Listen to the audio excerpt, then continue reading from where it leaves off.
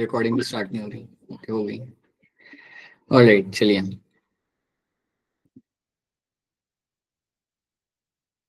बेटा, आप तो अब सब लोगों की एग्जाम खत्म हो गई ना, या अभी भी कुछ चल रहा है अलग function?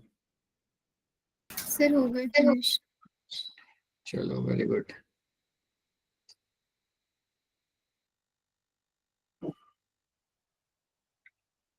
So now let's start with this. Right. Some changes. Technical error.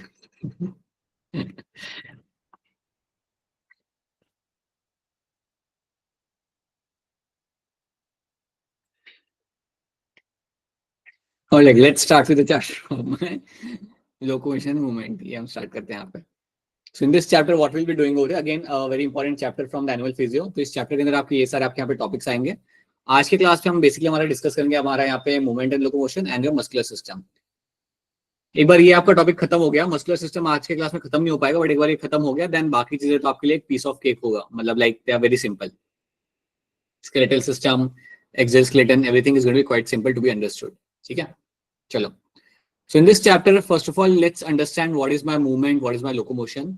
तो अगर मैं अपने हैंड को मूव कर रहा हूँ, so that's a movement, right? Locomotion का मतलब सिंपली यहाँ पे आपका ये होता है कि अगर एक पर्सन या अगर एक एनिमल पॉइंट ए से पॉइंट बी की तरफ जाता है या उसका अगर पोजीशन चेंज हो रहा है, that is going to be called as my locomotion. So when you create a like displacement आपका इस तरीके से यहाँ पर है कि आपका लाइक लोकेशन आपका चेंज हो गया, उसको हम बोलेंगे वहां पे एज अ लोकोमोशन. बाकी आप अगर अपनी बॉडी मूव कर रहे हो, हैंड मूव कर रहे हो, that is going to be called as my movement. अब मूवमेंट आपके प्लांट भी शो कर सकते हैं. Even your plant can move towards the sunlight, the roots can move towards the water, so that can be a movement as well. तो यहाँ पे movement और लोकोमोशन को आप यहाँ पे याद रखना. Movement is one of the significant feature of the living beings. Animal and plant exhibit wide range of movement. Streaming of protoplasm, cell के अंदर जो भी आपका प्रोटोप्लाज्म होता है अगर वो मूव कर रहा है उसकी वजह से भी उनकी मूवमेंट होती है. Streaming of protoplasm in the unicellular organism like my amoeba is a simple form of my movement, right? Then you have flagella, cilia, tentacles आपको मिल जाते हैं देखने के लिए. They are also shown by many organisms and they will help in the movement and locomotion as well. तो ये भी आपको यहाँ पे याद रखना है. Human being can move their limbs, jaws, eyelids and tongue. आपके ह्यूमन बीइंग आपके यहाँ पे लिम्स, जॉज, आईलिड्स और टंग आपके यहाँ पे मूव कर सकते हैं काफी आसानी से. That's again example of a movement over here. Some of the movement result in a change of the place or a location. कुछ movement आपका place या location को यहाँ पे change करते हैं. Such voluntary movement are called as my locomotion. Something I've told you that. अगर आपकी location यहाँ पे change हो रही है, that will be called as my locomotion. Locomotory organs आपको मिलेंगे आपके पैरामीशियम के अंदर as a cilia, जिससे वो move कर सकता है पानी के अंदर. हाइड्रा के अंदर आपको मिल जाएंगे आपके टेंटिकल्स, जिनके वजह से वो आपका वो मूव करवाएगा. So these are some basic things which all of you can understand. So I don't really have to spend time over here. Locomotion is a displacement of the body from one place to another. That's my locomotion. Movement is a displacement of the body or a part of the body from its original position. इसको हम बोलते हैं यहाँ पे as a movement. So जैसे कि आपका यहाँ पे प्लांट मूवमेंट शो कर रहा है, अगर आप खड़े खड़े अगर आप अपनी बॉडी को लाइक मूव करो, एक्सरसाइज करो, that's also movement, that's not a locomotion. So I hope it's very much clear कि लोकोमोशन क्या होता है और मेरे यहाँ पे मूवमेंट आपके यहाँ पे क्या हो जाता है. The cells of the human body exhibit three main types of movement. आपके cells जो होते हैं वो आपके तीन टाइप के मूवमेंट आपके यहाँ पे शो करते हैं. They can show the amoebidal movement जो आपका अमीबा शो करता है. You have a ciliary movement जो आपके सीलिया जब मूव करते हैं तो आपका मूवमेंट होता है. And then you have a muscular movement. So amoebidal movement की अगर मैं यहाँ पे बात करूँ, it is brought by pseudopodia formation. आपने देखा ना अमीबा कैसे मूव करता है, pseudopodia बना के आगे चलेगा वो और आगे जाके चीजों को एनगल्फ करेगा. अगर आपसे कोई पूछे कि ह्यूमन सेल के अंदर या ह्यूमन बॉडी में कौन से सेल ये सब करते हैं, तो आपका आंसर यहाँ पे काफी सिंपल होगा. You will find your that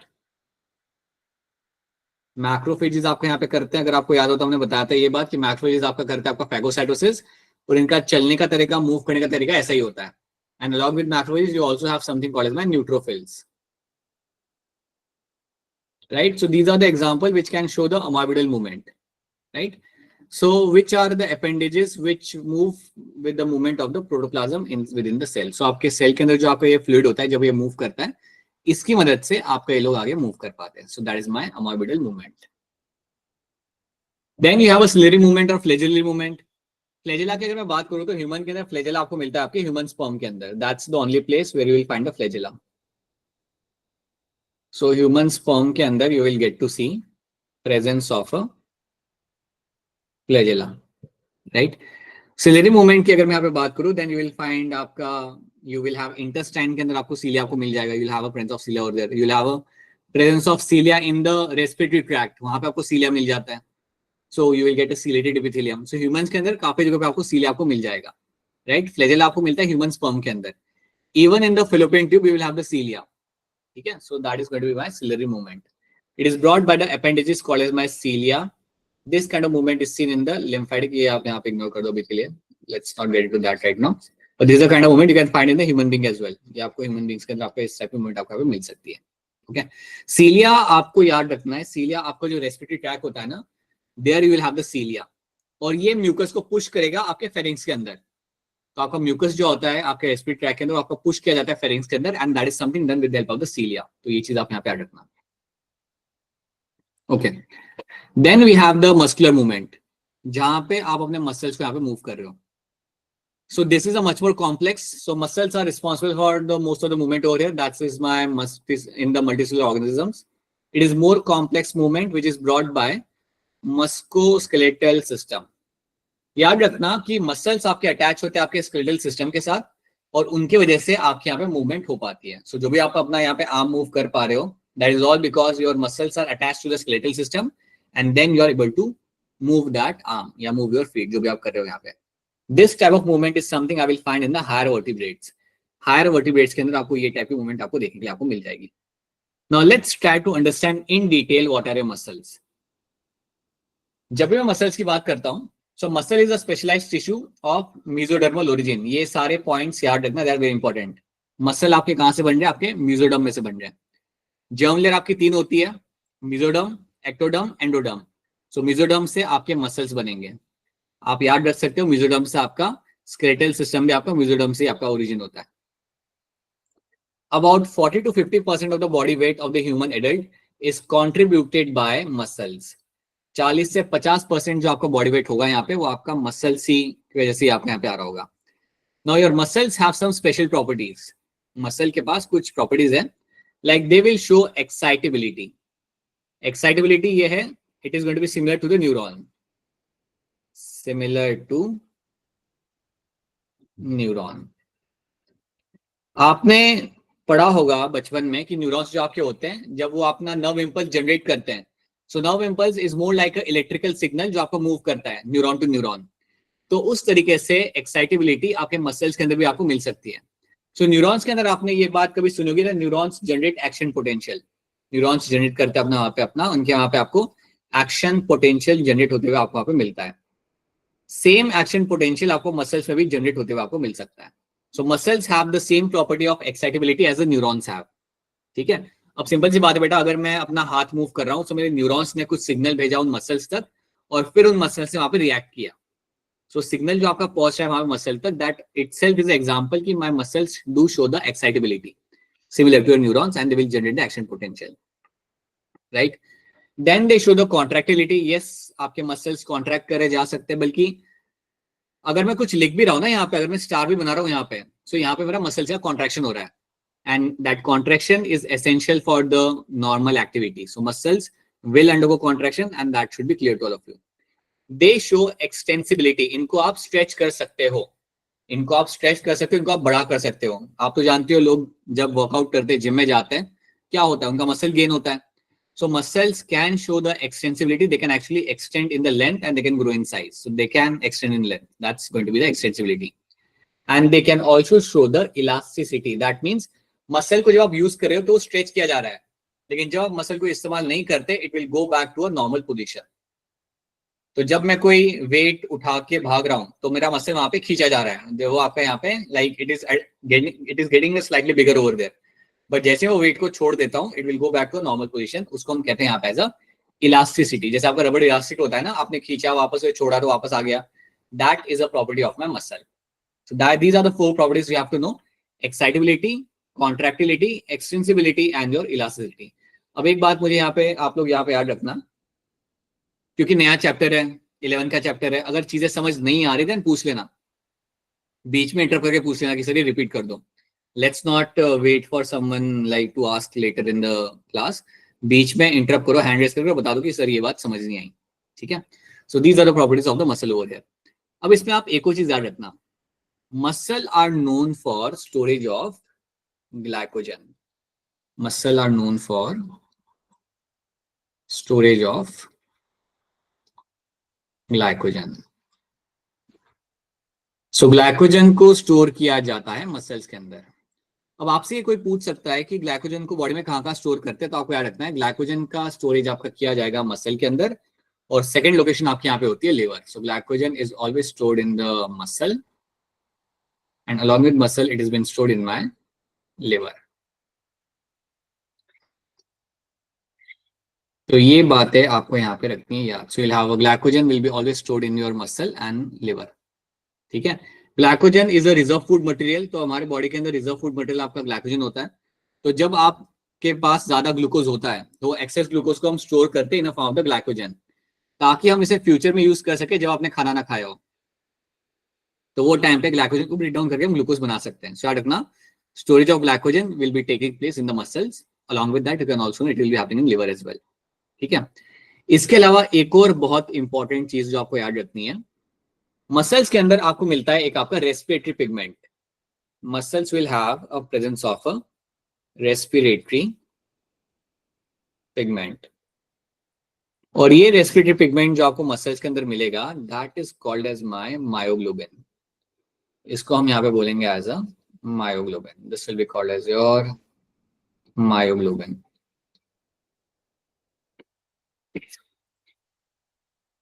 अब ये मायोग्लोबिन जो आपके यहाँ पे पिगमेंट है, this is something you will only find in the muscles. ये करता क्या है, ये रेस्पिरेटरी पिगमेंट जो आपका यहाँ पे है आपका myoglobin, this pigment will have a storage of oxygen. इस पिगमेंट के ऊपर आपको मिलेगा आपका यहाँ पे प्रेजेंस ऑफ, तो यहाँ पे आपको एक ऑक्सीजन बैठा हुआ आपको यहाँ पे मिल जाएगा. So myoglobin will have a presence of the oxygen. ये बात भी दिमाग में बिठा लो. सिंपल सी बात है बेटा, कभी आपने नोटिस किया होगा जब आप भाग रहे होते हो तो आप पूरे टाइम भागते नहीं रहोगे. थोड़े टाइम के लिए भागोगे, फिर थक जाओगे, फिर खड़े रहोगे एक जगह पे. सो व्हाई दैट हैपेंस, बिकॉज आपके मसल्स के अंदर जितना भी ऑक्सीजन था वो सारा यूज हो गया. नाउ मसल इज लाइक अभी और चाहिए ऑक्सीजन, रुको. And then you start breathing heavily, right, and then you again start running. So why that is happening, because आपको जो मायोग्लोबिन होता है वो तो यूज कर लिया आपने. जब आप भागना चालू किया आपने, वो टाइम पे तो आपने मायोग्लोबिन में जो ऑक्सीजन था वो आपने यूज कर लिया मसल कॉन्ट्रेक्शन के टाइम पे. और जब आप ऑक्सीजन यूज कर लिया आपने वहां पे, और जब मसल के पास कुछ है ही नहीं ऑक्सीजन वहां पे, then what will happen, you will stop running, then you will feel थकावट आपकी हो जाएगी. ठीक है. सो याद रखना, myoglobin is a respiratory pigment you will find in the muscle, और इसका काम होता है ऑक्सीजन को रखना अपने पास. मैं यहाँ पे आपको एक और चीज बताना चाहूंगा.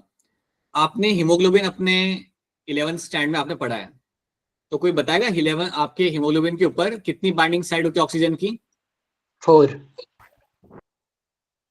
Right. The binding side of oxygen on hemoglobin is going to be 4. बहुत बढ़िया. We'll have a 4 binding sites over there. उसी तरीके से जब मैं मायोग्लोबिन की बात करता हूँ ना, when I talk about the myoglobin, याद रखना myoglobin will only have a single binding site. Myoglobin जो आपका यहाँ पे होता है, myoglobin will have only a single binding site. ये चीज भूलना मत. ठीक है. और ऑक्सीजन का इस्तेमाल यहाँ पे कैसे किया जाता है मसल के अंदर? बेसिकली याद रखना कि ऑक्सीजन आपको चाहिए अगर आपको एटीपी बनानी है, तो एरोबिक रेस्पिरेशन करके आप बना सकते हो एटीपी, और इसलिए इस ऑक्सीजन का इस्तेमाल किया जाता है. ठीक है. तो इतनी फिलहाल के लिए इतनी बात याद रखना कि मसल्स आपके क्या होते हैं, स्टोर वो करते हैं glycogen, and they have a pigment called as myoglobin, and myoglobin is going to have oxygen. ये ऑक्सीजन का इस्तेमाल किया जाता है जब आप कर रहे हो अपना यहाँ पे मस्कुलर कॉन्ट्रैक्शन के टाइम पे इसका इस्तेमाल किया जाएगा, ताकि आपके मसल्स एनर्जी बना सके. बिकॉज मसल इस्तेमाल करने के लिए यूनिट सम खर्चा, एंड दैट खर्चा is going to be your ATP. ठीक है. तो चलो इतनी बात आई होप यहाँ पे आपको समझ आ रही है. These are the things which are clear to all of you. कोई चीज अगर समझ ना आए देन प्लीज इंटरप्ट करके पूछ लेना, अगर कोई चीज समझ नहीं आ रही है इसके अंदर. ठीक है. Now let's talk about my types of muscle. थोड़ा और यहाँ पे हमारा देखते हैं कि क्या होते हैं मेरे यहाँ पे टाइप्स ऑफ मसल, मेरे यहाँ पे क्या हो जाएंगे, इनको हम थोड़ा यहाँ पे समझ लेते हैं. So first muscle we have to start with is going to be your skeletal muscle.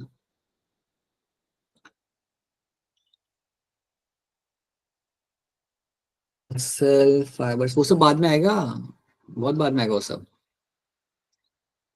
Let's talk about my skeletal muscles. अब जब हम बात करते हैं यहाँ पे स्केलेटल मसल्स के बारे में, you should know very one thing very clearly over here, that skeletal muscle जो आपके होते हैं they are the muscle which are attached to the bones. So ये जो मेरे यहाँ पे मसल्स होते हैं, they are the muscles which are attached to the bones. So you will find these are the muscles which are attached to the bones. ये बात आप यहाँ पे याद रखना। So there will be attached to the bones, ठीक है। So they will be attached over here. अब ये जो मसल्स आपके होते हैं यहाँ पे, इन मसल्स को हम इवन बोलते हैं यहाँ पे एज अ वॉलेंट्री मसल। तो ये सारे ट्रेट्स याद रखना और मैं आपको समझा दूंगा तो ये आपको याद भी होपफुली आपको यहाँ पे अभी हो जाएंगे। So these are my voluntary muscles, these are my voluntary muscles. अब वॉलेंटरी मसल्स का यहाँ पे मतलब क्या होता है, इन मसल्स को मैं कॉन्शियसली कंट्रोल कर सकता हूँ। I can actually control this muscles. अगर मैं मतलब अगर मैं अपना यहाँ पे हैंड मूव कर रहा हूँ तो मैं कॉन्शियसली कर रहा हूँ ना। ऐसा तो है नहीं कि पढ़ाते पढ़ाते अपने आप मेरा हैंड मूव कर रहा है, that's not happening. So I can actually control this muscles consciously. तो इसलिए हम इन्हें बोलेंगे यहाँ पे एज अ वॉलेंटरी मसल्स। याद रखना, वॉलेंटरी मसल्स आपके वो होते हैं जिनको आप कॉन्शियसली कंट्रोल कर सकते हो। आपका हाथ पैर मूव करना, कोई भी आपकी बॉडी मूवमेंट आप जो कर पा रहे हो यहाँ पे, that is something happening because of the skeletal muscles. So these muscles are called as my voluntary muscles, क्योंकि आप इन्हें कॉन्शियसली कंट्रोल कर सकते हो। That's one thing. Second thing, these muscles will have cylindrical in shape. These muscles are cylindrical in shape. Shape इनका यहाँ पे रहेगा cylindrical. Third point, these muscles are the one which will show presence of multinucleated cells. So they will be having multinucleated cells. ये बात याद रखना कि आपके जो स्केलेटल मसल है उनके अंदर आपको मल्टीपल न्यूक्लिया आपको मिल जाएंगे। So they will have a multinucleated cells आपको यहाँ पे मिल जाते हैं। एक नहीं होता न्यूक्लिया, बहुत सारे न्यूक्लिया आपको यहाँ पे मिल जाएंगे। So that is again one more important thing you have to know, right. इसके बाद आपको याद रखना है कि जो मेरे मसल्स यहाँ पे है, they are the one which will show striation. Skeletal muscles के अंदर आपको मिलेगा देखने के लिए आपका यहाँ पे स्ट्रेटिएशन। क्या होता है स्ट्रेटिएशन? इसको हम सिंपल लैंग्वेज में कह सकते हैं banding pattern. I can see some kind of banding pattern in the muscle. So banding pattern हमारा क्या होता है मसल के अंदर, वो हम समझेंगे, वो हम देखेंगे यहाँ पे स्केलेटल मसल के अंदर। So अगर आप इसे ऑब्जर्व करते हो ना, assume that कि अगर मैं आपको एक छोटा सा मसल निकाल के देता हूँ किसी ह्यूमन बीइंग का, राइट, स्केलेटल मसल, अगर आप उसे ऑब्जर्व करते हो, देन आपको वहाँ पे कई सारे को बैंड्स आपको मिलेंगे। यहाँ पे you will find some vertical lines आपको मिलेगी वहाँ पे, and then you can find some bands will be seen over there. कुछ आपको ऐसे डार्क कलर के बैंड्स आपको मिलेंगे, लाइट कलर के बैंड्स आपको मिलेंगे। So these are the things you will get to see over there. ऐसे कई सारे बैंड्स आपको यहाँ पे मिल जाते हैं, and that is why we say ये जो बैंडिंग पैटर्न आपको यहाँ पे मिल जाए ना, इसको ही हम बोलते हैं यहाँ पे एज अ स्ट्रेटिएशन। याद रखना, skeletal muscles will always show striation. ये बैंडिंग पैटर्न जो आपको यहाँ पे दिख रहा है ना, ये आपको इसके अंदर देखने के लिए आपको मिल जाएगा। So this is called as my striation. एक और बात याद रखना, आपके जो स्केलेटल मसल यहाँ पे होते हैं, अगर इनको आप ज्यादा यूज करो तो ये थक जाएंगे। सिंपल सी बात है, मैंने आपको बताया था कि आप ज्यादा टाइम के लिए भाग नहीं सकते हैं। आप एक नंबर का ही पुशअप्स लगा सकते हैं, पुलअप्स भी आप एक नंबर तक ही लगा सकते हैं। After some time your muscles will stop working. या आपने देखा होगा क्रिकेट में होता है ना, क्रैम्प्स आते हैं प्लेयर्स को भागते भागते हुए, विराट कोहली छोड़ के बाकी सबको जो क्रैम्प्स आ रहे होते हैं, right. So that is the example of your these muscles undergo fatigue. They undergo fatigue. Fatigue मतलब थक जाना। तो इन मसल्स को अगर आपने एक लिमिट से ज्यादा अगर यूज किया, then they will stop working, you can not use them, you have to take some rest and then again you have to use them. So they will undergo fatigue अगर हम ज्यादा use करते हैं तो। हाँ बेटा Prince, कर सकते हैं हम, उनका वो बढ़ा सकते हैं by doing the progressive training, that's a different thing, right. जब आप एक्सरसाइज करते हो then you can increase them. जब एक्सरसाइज करते हो प्रिंस, तो आप अपनी इवन कार्डियक आउटपुट भी आप बढ़ा सकते हो। जब एक्सरसाइज करते हो तो आप अपनी ब्रीदिंग कैपेसिटी भी आप बढ़ा सकते हो, you can do everything over there, ठीक है, right. So they can undergo your fatigue अगर इन्हें आप ज्यादा यूज करते हो तो ये वाले पॉइंट्स आपको यहाँ पे याद रखने हैं। They are voluntary muscles, cylindrical in shape, they are going to be multinucleated. इनके अंदर आपको बैंडिंग पैटर्न आपको दिख जाएगा अगर मैंने ऑब्जर्व करूंगा under the microscope, which is called by striation, and they undergo fatigue. अगर इनको ज्यादा यूज किया देन ये काम करना बंद कर देंगे। These are the things you have to know in terms of my skeletal muscle. इतनी बातें आपको यहाँ पे याद रखनी है. And they are attached to the bones. ये मेरे बोन के साथ यहाँ पे अटैच होते हैं. अब एक और बात याद रखना कि आपके मसल्स बोन के साथ अटैच होते हैं with the help of something called as my tendon. Muscles मेरे यहाँ पे अटैच होते हैं बोन के साथ with the help of something called as my tendon. ये मेरे अटैच होंगे बोन के साथ with something what you called as a. Right, कभी आपने ये टर्म सुना होगा शायद से, टेंडन रप्चर हो गया. So that tendon is a collagen fibre जिसकी वजह से आपके मसल्स बोन के साथ अटैच होते हैं. ठीक है, सो ये चीज आपको यहाँ पे रखनी है. और एक और अटैचमेंट आपने सुना होगा, बोन टू बोन अटैचमेंट जो होता है उसे हम कहते हैं लिगामेंट. ये तो आपने सुना होगा कि लिगामेंट हो गया, लिगामेंट में डैमेज आ गया. Right, that's a different thing. ठीक है, तो इतनी बातें यहाँ पे याद रखो. Let's move on to your smooth muscle. इसको हम बाद में देखते हैं. Let's move on to your smooth muscle. So second मेरा यहाँ पे आएगा स्मूथ मसल. अब जब मैं यहाँ पे स्मूथ मसल की बात कर रहा हूं तो सबसे पहली बात आपको यहाँ पे याद ये रखनी है that these muscles are going to be involuntary in nature. ये जो मेरे मसल यहाँ पे होंगे they are going to be involuntary in nature. They are my involuntary in nature. इनको आप कंट्रोल नहीं कर सकते हैं. इनको आप कॉन्शियसली आप कंट्रोल नहीं कर सकते. They are the one which you will find them only work as per their will. मतलब बेसिकली इनको आप कॉन्शियसली कंट्रोल नहीं कर सकते. मैं आपको इसका एग्जांपल देता हूं. Like you can have find them in the intestine. You can find them on the intestine, right? You can find them in the stomach, and you can find them in the urogenital tract. Urinogenital tract. बेटा भी यहाँ पे ध्यान दे दो थोड़ा सा. यहाँ पे भी चैट में बातें कम कर लो, यहाँ पे ध्यान दे दो. कुछ चीजें याद हो जाएंगी, नीट के क्वेश्चन सॉल्व हो जाएंगे. You might not miss out something important. ध्यान दो यहाँ पे. और ऐसे बता दो, मैं चैट बंद कर देता हूँ हमेशा के लिए. वो भी कर सकते हैं. बता दो. You can just let me know whatever works for you. Urogenital tract. तो देखो यहाँ पे आप सब लोग, तो ये आपके कुछ लोकेशंस है.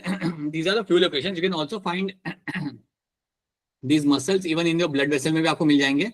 अब आपके इंटेस्टाइन में जब आपका खाना जा रहा है, जब आपका इंटेस्टाइन के अंदर खाना जा रहा होता है तो आपके मसल्स कॉन्ट्रैक्ट करते हैं और उसे पहुंचा, लाइक स्टमक से खाने को पहुंचाते हैं इंटेस्टाइन के अंदर.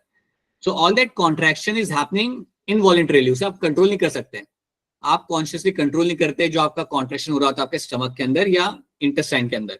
So that is why these muscles are called as my involuntary muscles, and they are seen in these locations: intestine, stomach, urogenital tract. ऐसे बहुत सारे लोकेशन होते हैं जहां पे आपको स्मूथ मसल्स देखने के लिए आपको मिल जाएंगे.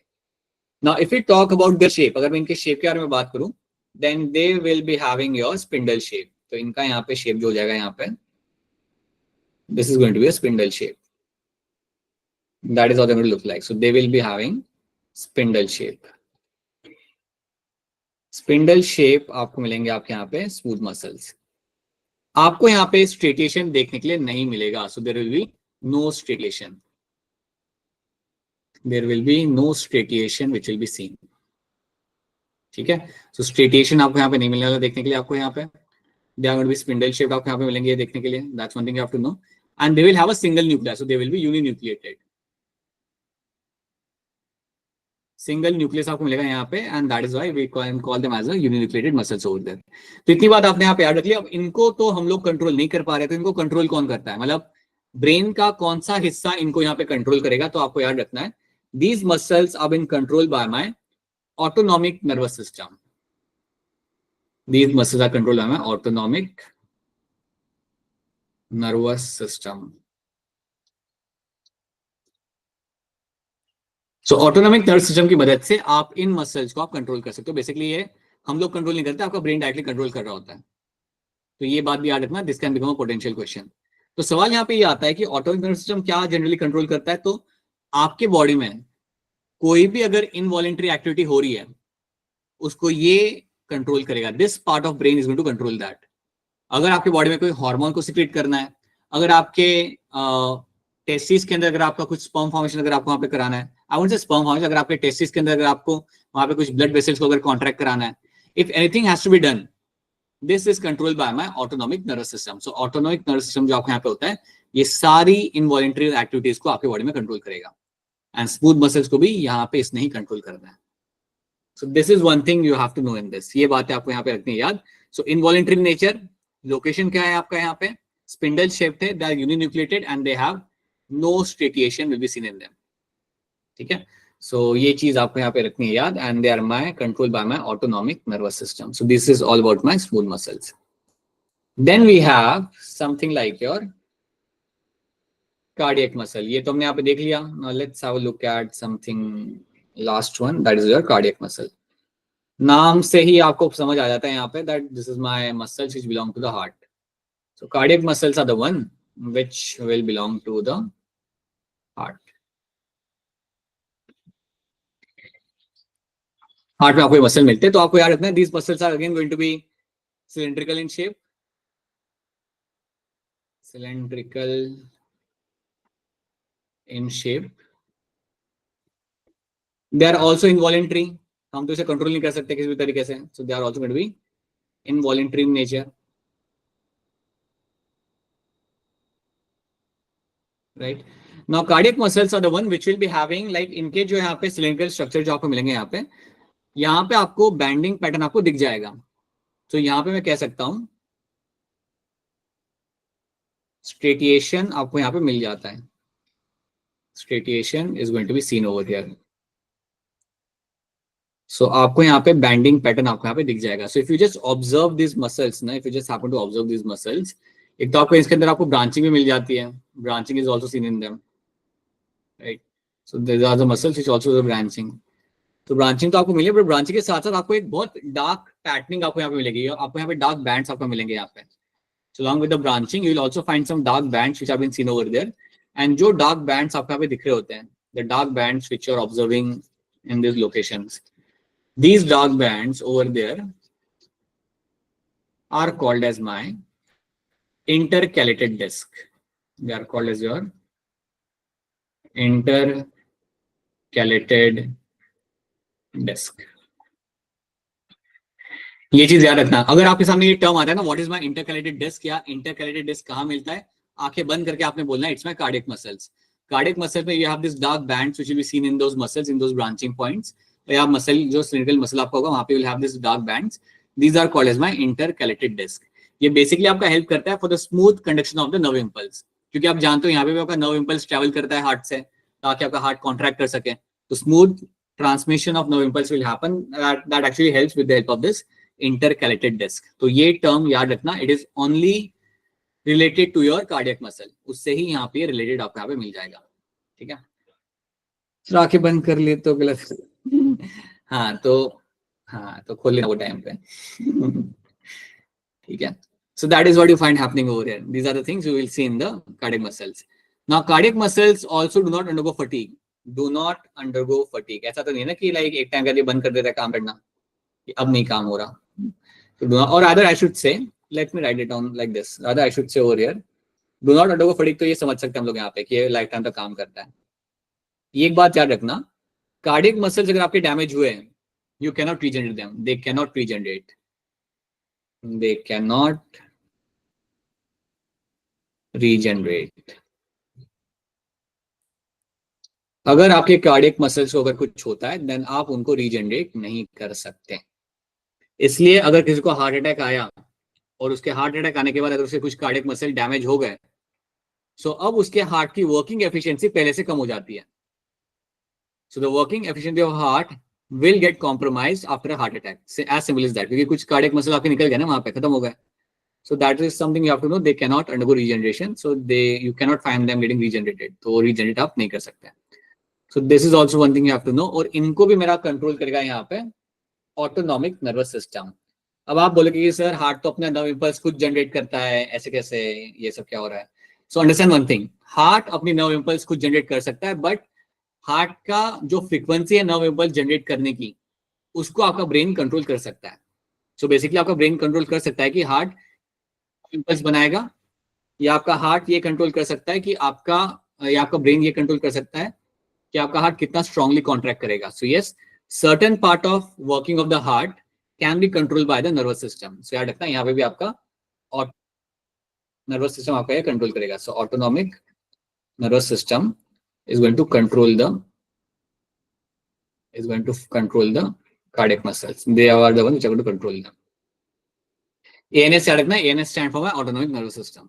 ठीक है, इतने पॉइंट्स आपको यहाँ पे याद रखना है. Cylindrical in shape, involuntary in nature, striation आपको यहाँ पे मिल जाएगा. They cannot regenerate, and you will have a presence of what you called as a intercalated disc. And these muscles are being controlled by my autonomic nervous system. बस इतनी बातें आपको यहाँ पे याद रखनी है. तो ये भी ANS कर रहा है, यहाँ पे भी आपका स्मूथ को भी कर रहा था, आपका ANS कर रहा था यहाँ पे, राइट. अच्छा, एक चीज मेंशन करूंगा यहाँ पे, they do not undergo fatigue. They do not undergo fatigue. Fatigue मतलब ये थकते नहीं है, इनका कॉन्ट्रैक्शन भी इतना फोर्सफुल होता नहीं है ना, so they don't undergo fatigue. ठीक है, so that is something we have seen. अब यहाँ पे एक चीज हम पूछते हैं, एक चीज हम यहाँ पे देख लेते हैं कि यार हमने वहां पे देख लिया that you have a autonomic nervous system जो आपका कंट्रोल कराता है हार्ट को भी और आपके स्मूथ मसल को भी. यहाँ पे कौन करेगा? तो यहाँ पे याद रखना, skeletal muscle will be controlled by my somatic nervous system. Skeletal muscle will be controlled by my somatic nervous system. Somatic nervous system.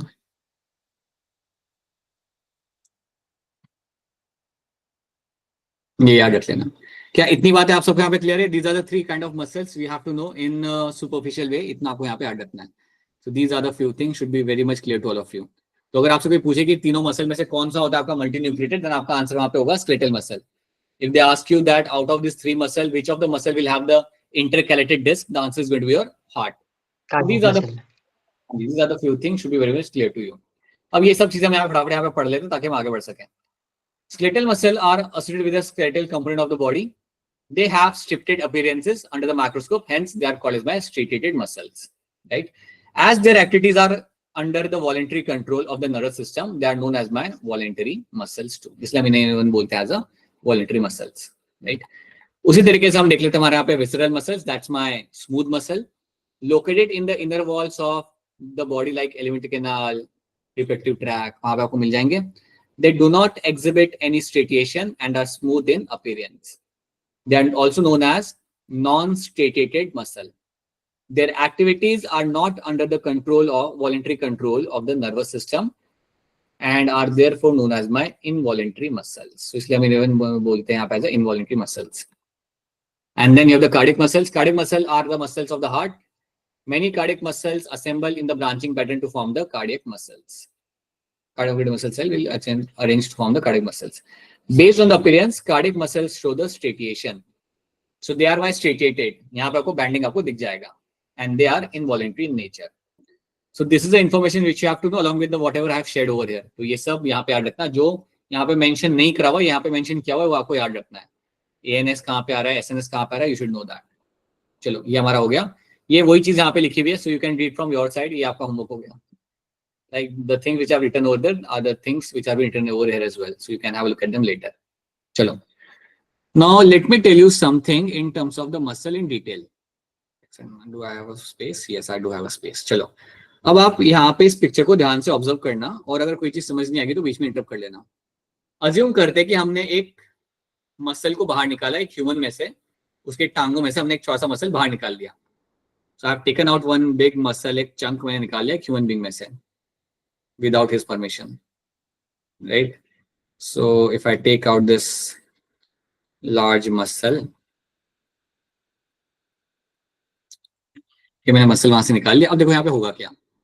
तो ये मैंने एक बड़ा सा मसल मैंने यहाँ पे अपना निकाल के बाहर रख लिया. अब जब मैंने मसल को बाहर निकाल लिया पूरे मसल को, तो इसमें मुझे देखा, मैंने इसके अंदर देखा कि इसमें कुछ चीजें लगी हुई है, इसके अंदर कुछ चीजें यहाँ पे अटैच्ड है. There is something inside the muscle.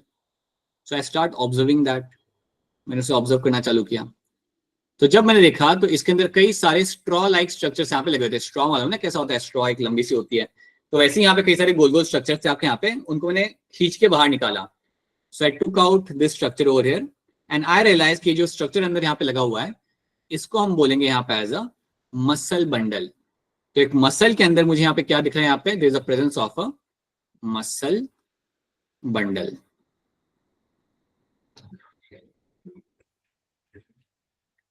It is also known as vesicle. But फिलहाल के लिए आप याद रखो यहाँ पे that it is called as muscle bundle. तो याद रखना आपके मसल के अंदर कई सारे मसल बंडल होते हैं। तो इमेजिन करो कि मैंने खींच के बाहर निकाल रहा हूँ, I am just taking this muscle bundle out. तो मैंने इस मसल बंडल को यहाँ पे मैंने ऐसे बाहर निकाल लिया। देखा कि अरे ये तो काफी बड़ा स्ट्रक्चर है जो मैं खींच के बाहर निकाल पा रहा हूँ। So I have taken out one of the muscle bundle, इसमें से मैंने बाहर निकाल दिया। जब मैंने मसल बंडल को वहां से खींच के बाहर निकाला, एक को बाहर निकाला, तो मैंने क्या देखा कि इसके अंदर भी मुझे यहाँ पे कुछ दिख रहा है। So inside the muscle bundle also I have certain things over there. तो यहाँ पे मैंने देखा कि यार यहाँ पे भी कुछ मेरे यहाँ पे स्ट्रक्चर्स है इसके अंदर। And when I saw this structure I realise कि ये जो मेरे यहाँ पे स्ट्रक्चर थे, these were my muscle fibre, these were my muscle fibre. तो आपको यहाँ पे याद रखना है कि मसल बंडल के अंदर मुझे मिल रहा है मेरे यहाँ पे मसल फाइबर। सो मैंने मसल बंडल से, बहुत सारे मसल बंडल है, मैंने एक को बाहर निकाला और जब मैंने उसको वहां पे ऑब्जर्व किया तो मुझे मिला वहां पे क्या, there was a presence of a muscle fibre. अब एक बात आप यहाँ पे याद रखो, एंड प्लीज कोई चीज समझना है देन बता देना या पूछ लेना। जब मैंने मसल फाइबर को यहाँ पे देखा, muscle fibre is equal to muscle cell, muscle fibre is equal to your muscle cell. ठीक है, so muscle fibre is equal to your muscle cell. So muscle cell बोले मसल फाइबर बोले, दोनों same चीज हो जाती है आपके यहाँ पे। अब एक चीज आप यहाँ पे याद रखना कि मसल फाइबर जो आपका यहाँ पे है, जिसको मैं इवन कह सकता हूँ मसल सेल, तो सेल के पास क्या होता है, what do you get to see in a cell. So if I just show you, assume that this is my muscle fibre, right, इसको हम सामने से देख रहे हैं। तो अगर ये मेरा मसल फाइबर है और अगर ये एक मसल सेल है, तो सेल के पास होता है plasma membrane. A cell will always have a plasma membrane. तो यहाँ पे जो आपको प्लाज्मा मेम्ब्रेन आपके यहाँ पे मिलती है ना, that is called as my sarcolemma, sarcolemma. So muscle fibre के अंदर जो आपको यहाँ पे प्लाज्मा आपके यहाँ पे मिल रही है, that is called as my sarcolemma. So you have this muscle fibre, you have this muscle fiber, right, and within the muscle fiber you have this outer membrane जो इसकी यहाँ पे होगी, that is called as my sarcolemma। तो याद रखना cell membrane को हम यहाँ पे बोलेंगे एज अ सार्कोलेमा। अब अगर आपका सेल है तो सेल के सेंटर में जो फ्री स्पेस होता है उसे हम क्या बोलते हैं, साइटोप्लाज्म। साइटोप्लाज्म। जो, हाँ जी, यहाँ पे आपका जो फ्री स्पेस आपको यहाँ पे मिल जाएगा, that free space over here will be called as my sarcoplasm. जो फ्री स्पेस मुझे यहाँ पे मिल रहा है, that will be called as my sarcoplasm. वापस से सुनो ध्यान से, मैंने क्या किया, मसल फाइबर था मेरे यहाँ पे मसल सेल, मैंने उसे जब निकाल के देखा तो मुझे क्या मिला, एक तो उसकी आउटर मेम्ब्रेन है, that outer membrane is called as my sarcolemma which is nothing but a plasma membrane. And centre में आपको मिलेगा free space, and that free space is called as my sarcoplasm which is nothing but my a term for my cytoplasm. Cytoplasm का एक दूसरा term हमने यहाँ पे इस्तेमाल किया हुआ है, बल्कि वो है तो साइटोप्लाज्म ही, but we are using a different term, that is my sarcoplasm. इतनी चीजें पहले आपको यहाँ पे याद रखनी है, that is the first thing you have to know कि इतनी चीजें मुझे मसल सेल के अंदर यहाँ पे दिख रही है। पहले ये बता दो क्या इतनी बातें आप सबको यहाँ पे समझ आ रही है? Yes sir. सर और सच बताना, नहीं आ रहा हो तो बोल देना कि अरे सर नहीं आ रहा, बताओ वापस से, just let me know if at all that is the case. ठीक है, now what will be happening here ना, once you find this thing inside the, like once you see the muscle cell, इसके अंदर भी आपको कुछ चीजें आपको यहाँ पे मिल जाएंगी। So when you take out the, जोड़ा कोई कुछ कह रहा था, अरे बताओ प्रिंस क्या कह रहे हो, आपका माइक ऑन हो रहा है। So when you take out this muscle cell, na, within the muscle cell also you will find number of things. So within the muscle cell also you will have number of circles you will find in them. तो हम यहाँ पे थोड़ा और अंदर जाएंगे, अब इससे ज्यादा अंदर हम नहीं जाएंगे। तो याद रखना this is the last like group of circles I'm drawing right now. So whatever the circles you will find over there, na, inside the muscle cell, these straw-like structures are called as my myofibril. इनको हम बोलेंगे यहाँ पे as a, we are going to call them as a myofibrils. Let me write it down. These are called as my myofibrils. Okay, let me show you over here. Let me just draw this over here. So assume that this is my muscle fiber. This is your muscle fiber, right? And muscle fiber ke andar you will be having a presence of this large number of these circles, this large number of other fibrils, and these fibrils over there are called as my myofibrils. इनको हम बोलेंगे यहाँ पे as a myofibrils. इतनी बात आप यहाँ पे याद रख लो। This is what you will get to see in them. अब मायोफिब्रिल्स को जब मैं खींच के बाहर निकालता हूँ, when I take this myofibril out ना, जब मैं मायोफिब्रिल को बाहर निकालूंगा तो मुझे यहाँ पे काफी क्लियरली मेरे यहाँ पे बैंडिंग पैटर्न्स मुझे यहाँ पे दिखने लगेंगे. So when I take out this myofibril out, तो वो टाइम में मुझे मेरे यहाँ पे बैंडिंग पैटर्न्स मेरे यहाँ पे दिख जाएंगे. So when I take this myofibril out ना खींच के, तो मुझे कुछ स्ट्रक्चर्स यहाँ पे दिखेंगे, जो स्ट्रक्चर्स को भी हमें यहाँ पे डिटेल में नहीं देखना, बट अभी आप इतना देखना that you will find the some कुछ ऐसे वर्टिकल लाइंस आपको मिल जाएगी वहां पे, और सेंटर में आपके यहाँ पे आपको मिल जाएंगे bands. In the centre you can have all those bands will be seen. जिन बैंड्स की हम बात कर रहे हैं, जो हम कहते थे कि आपका स्ट्रेटेशन आ रहा है, आपको बैंडिंग पैटर्न दिख रहा है, वो सब आपको यहाँ पे क्लियर कट दिख जाएगा. All those banding patterns will be seen over here very clearly. तो ये बात आपको यहाँ पे रखनी है याद. This is what you find happening over here, right. This is a story of my myofibril. इसको हम और डिटेल में जानने के पहले हम ये देख लेते हैं कि अभी तक हमने यहाँ पे क्या क्या देखा. सो वी हैव सीन कि एक मसल के अंदर हमें मिलते हैं कई सारे मसल बंडल, राइट. आप मसल बंडल को जब आप बाहर निकालते हो तो उसमें आपको दिखता है with in the muscle bundle you will have a large number of muscle fibre. एक बार मसल फाइबर आ गया दैट मींस आपको मसल सेल आपका मिल चुका है. और मसल सेल जो है आपका यहाँ पे, it will have the outer membrane sarcolemma, centre में आपका होगा सार्कोप्लाज्म, और उसके साथ साथ it will have the a large number of myofibrils will be seen. जब आप मायोफिब्रिल्स को बाहर निकालते हो then you will get to see कि वहां पे आपको स्ट्रेटेशन आपको यहाँ पे दिख जाएगा. So over here the stratation can be very clearly observed over here. So यहाँ पे आपको आपके बेसिकली वो प्रोटीन्स मिल जाते हैं जिनकी वजह से आपका बैंडिंग पैटर्न आपका बन रहा है, राइट. तो आप अगर इतना याद रख सकते हो तो इसमें एक और चीज याद रख लो कि मायोफिब्रिल को जब मैं बाहर निकालता हूँ, so I can see this banding over here. और ये जो बैंडिंग आपको यहाँ पे मिल रही है ना, इसका रीजन यहाँ पे क्या है? Two proteins. You have to know two proteins are the reason for that, and those two proteins over there are going to be your, one is called as your myosin, other is called as your actin. ये दो protein मुझे मिलेंगे मेरे यहाँ पे. इस bending pattern का reason ये दो प्रोटीन मेरे यहाँ पे होते हैं, राइट. अब इसको 2 मिनट के लिए आप साइड में रखो and let's get back to the your muscle fibre. तो मसल फाइबर में you know we have again, I am going to label दो same thing again because you will have your sarcolemma, you will have your sarcoplasm. अब sarcoplasm के अंदर आपको एक और चीज यहाँ पे मिल जाती है. सार्कोप्लाज्म के अंदर you will find one more very important thing, and that one more important thing in the sarcoplasm जो मैं आपको यहाँ पे बाहर ड्रॉ करके बता दूंगा, that important thing is going to be the one type of my ER. It will be a type of ER. ER मतलब आपका एंडोप्लाज्मिक रेटिकुलम, और यहाँ पे इसका नाम होगा सार्कोप्लाज्मिक रेटिकुलम. Sarcoplasmic reticulum. याद रखना आपके मसल फाइबर के अंदर या मसल सेल के अंदर जो आपको जो ER मिलता है उसका यहाँ पे नाम आपका आ जाएगा आपका यहाँ पे हमेशा sarcoplasmic reticulum. This is the name of the ER you find in this particular muscle cell. अब सवाल यहाँ पे ये आता है कि जो आपका सार्कोप्लाज्मिक रेटिकुलम है इसका काम क्या होता है. तो एक ही काम आपको यहाँ पे याद रखना है, and that one role is going to be your storage of calcium ions. It is known for the storage of calcium ions. याद रखना बिना कैल्शियम आयंस आपका मसल कॉन्ट्रैक्शन हो नहीं सकता. बिना calcium ions you can not have muscle contraction. बल्कि मैं कहूंगा there are even magnesium is required, but आपको भी याद रखना that calcium ion is much more important. So calcium ion is going to be super important for the muscular contraction. पता है ये बात आपने कभी नोटिस की होगी, जो आपके एथलीट्स होते हैं ना, जब वो कुछ मतलब भागम दौड़ी कर रहे होते हैं, चाहे फुटबॉल प्लेयर हो क्रिकेटर हो, तो वो जो ड्रिंक पी रहे होते हैं दे आर एक्चुअली इलेक्ट्रोलाइट्स. कभी भी अगर क्रिकेट में अगर आप देखोगे तो वो लोग क्या करते हैं, पानी के अंदर एक पाउडर मिक्स करते हैं विच will have a good amount of electrolyte, और वो ड्रिंक करते हैं. या आपने देखा होगा एक कंपनी होती है गैटोरेट करके, that's a company which makes a sports drink बनाती है. So that Gatorade is the one which will have only electrolytes, flavoured electrolytes आपको मिल जाते हैं वहां पे, and that electrolytes are essential for your muscular growth. I would not say growth but muscular activity के लिए. सो याद रखना just as example calcium ions की तरह कई सारे आपके मिनरल्स चाहिए होते हैं आपको आपके नॉर्मल फंक्शनिंग के लिए आपके मसल्स के, बट अभी के लिए याद रखना calcium ions will be super important. ठीक है. So these are been stored in my, sir आपने फ्री में प्रमोशन ठीक है कोई बात नहीं.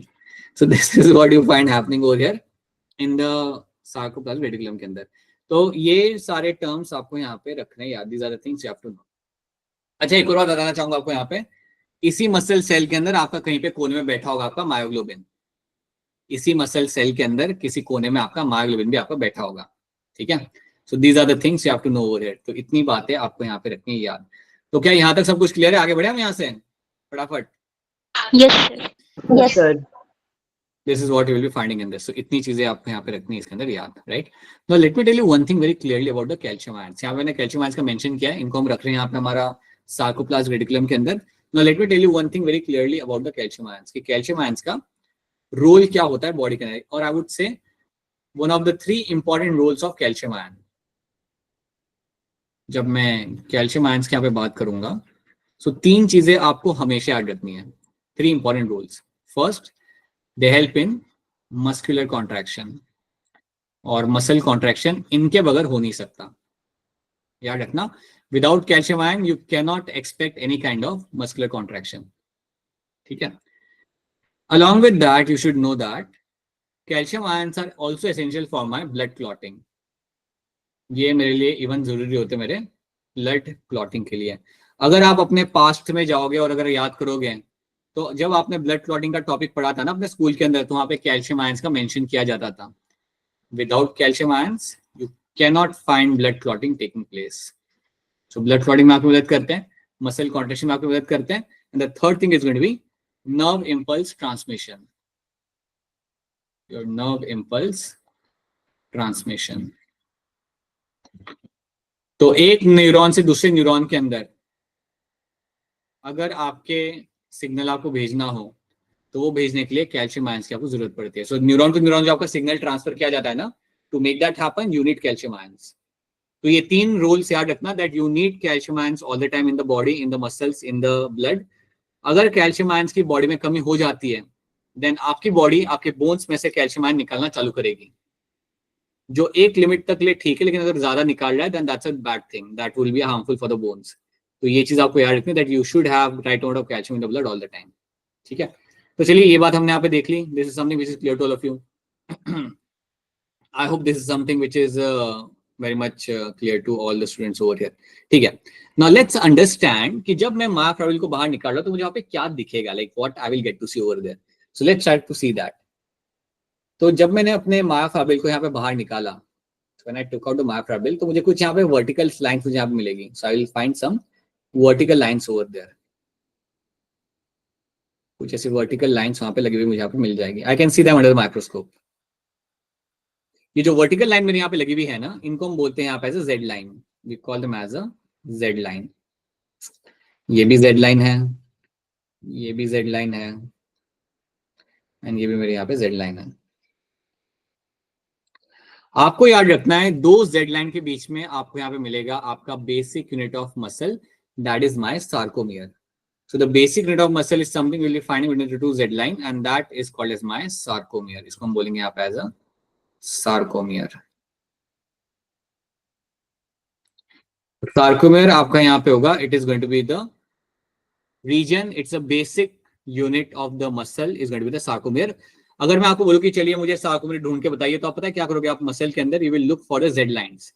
मायोफाइब्रिल को आप निकालोगे, एंड देन मायोफाइब्रिल के अंदर you will look for the Z lines. जैसे आपको जेड लाइन दिख गई, यू नो कि आपको आपका सार्कोमियर मिल गया। So this is one sarcomere and this is also going to be one sarcomere. That is the basic unit of my muscle, right. अच्छा, वन मोर थिंग, ये हमने यहाँ पे देखा, बट इसके पहले let me show you picture over there. पहले हम ये वाली चीज यहाँ पे देख लेते हैं। मैंने आपको क्या बोला, हमने एक मसल निकाल के लाए थे हम लोग एक पर्सन से। This is the muscle over there, right. उस मसल के अंदर आपको पहले क्या मिलता है, so this is a big muscle, right. उस मसल के अंदर आपको लेंगे आपके यहाँ पे muscle bundle. So you can see these are your muscle bundle. ये जो यहाँ पे है, these are all my muscle bundle. इनमें से एक मसल बंडल को हमने यहाँ पे बाहर निकाला। आप देख सकते हो इन्होंने यहाँ पे एक मसल बंडल को बाहर निकाला। It is a muscle bundle which is also called as my fascicle, which is also called as my fascicle। तो fascicle is nothing but my muscle bundle। जो मैंने यहाँ पे muscle bundle लिखा था, वही इसको हम यहाँ पे fascicle भी कह सकते हैं। अब ये जो मेरा muscle bundle है, इसके अंदर आप देखो यहाँ पे क्या आपको मिल रहा है। यहाँ पे you can see the muscle fiber, and muscle fiber मतलब क्या, that is your muscle cell। So you can see all this muscle fiber, right। अब मैं क्या करता हूँ, मैंने muscle fiber को वहां से बाहर निकालना है। I will take out the muscle fiber and then inside I will find the presence of the myofibril। जैसे मैंने मसल फाइबर को आप देखो, यहाँ पे मैंने मसल फाइबर को यहाँ पे बाहर निकाला। Let me use a different colour. ये रहा मेरा पे मसल फाइबर जिसको मैंने बाहर निकाला. जैसे उनसे बाहर निकाला, I can see inside there is a presence of a myofibril. And within the myofibril, I can see my two proteins, which are called as my myosin and actin. इन दोनों को आप even कह सकते हो यहाँ पे as a contractile protein. You can also call them as a contractile protein because इनकी मदद से ही आपने करने अपने यहाँ पे contraction. These are called as my contractile protein.